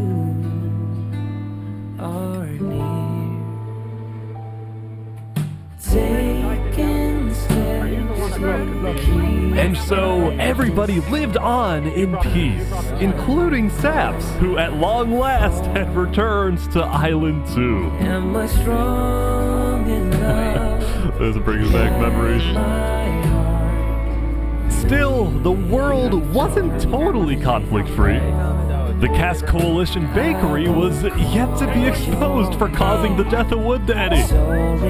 And Knight Arcturus was still in hiding, yet to be found by Westhelm. Completely forgot about Knight Arcturus, I'll be honest. It's a big world, so it's not a surprise that many stories like these may just never end. But I think there's some beauty in that. Do we all so slowly lose control as emotions overflow? Yeah, we still have some work to do. We will catch that traitor. But tonight you can rest. You've made your emperor very proud. Or do we all? Jury, you have heard all of the evidence. If you find Thomas 5200 guilty of aiding Fluxion with his reign of terror, jump now. Thomas, may you find mercy in the end, senor. With the stalagmite. When we first met, I ran away screaming from you because I thought you were gonna blow up my nation and kill all my citizens. But after we talked a little bit for like 5 minutes, I realized you could blow up my nation and kill all my citizens. But that doesn't mean you will. Barbie, do you take Oppenheimer to be your one and only candidate? I do. Oppenheimer, same thing. Oh my goodness, we have a whole list of my thingies. Now, at this time, Barbie and Oppenheimer have requested that instead of rings, they will both exchange something slightly different. If you would please turn your attention to the nuclear bomb that's behind us. 3, 2, 1. The Oppenheimer bomb.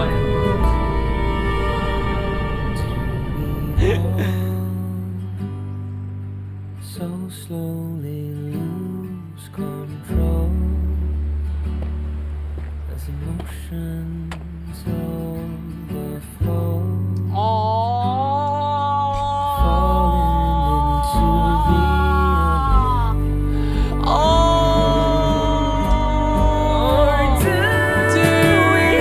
He made him a grave. Guard our small friend.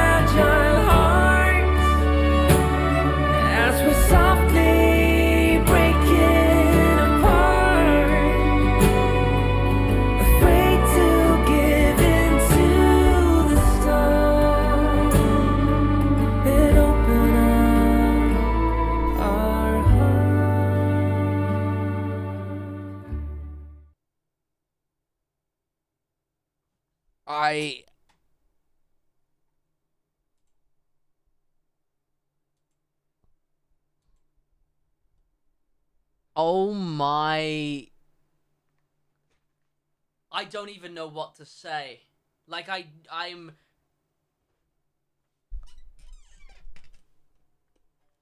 Best Minecraft video of the month? Yes. Best Minecraft video of the year so far? Yes. Best Minecraft video? Yes. I think that is the best Minecraft video on YouTube. I think that is the best Minecraft video on YouTube.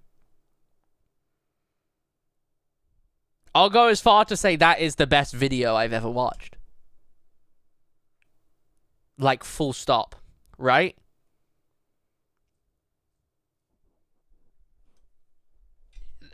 Wow. Wow. Who was editing credits? Was it Ish that edited it? I want to see all the roles again.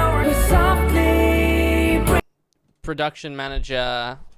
What would, like, production manager and production be, would you say? Oh, there you go. There's the editors. Dude, quick shout out to the editors. Ish being the lead editor and obviously everyone else doing it.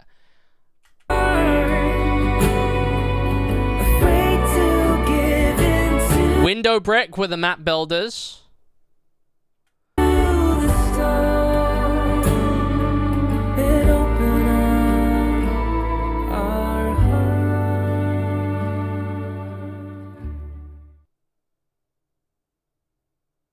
Sap adds in the video. Dude, I told you. Sap was a mole. I told you Sap was placed in there.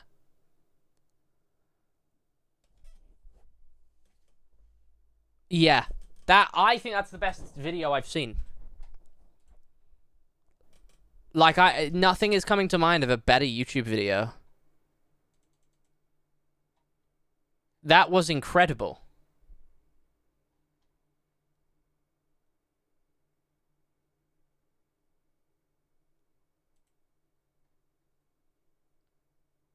Crazy. Crazy. Chat, we're going to end stream there. Wow, go sub to Ish. Oh my goodness. Wow.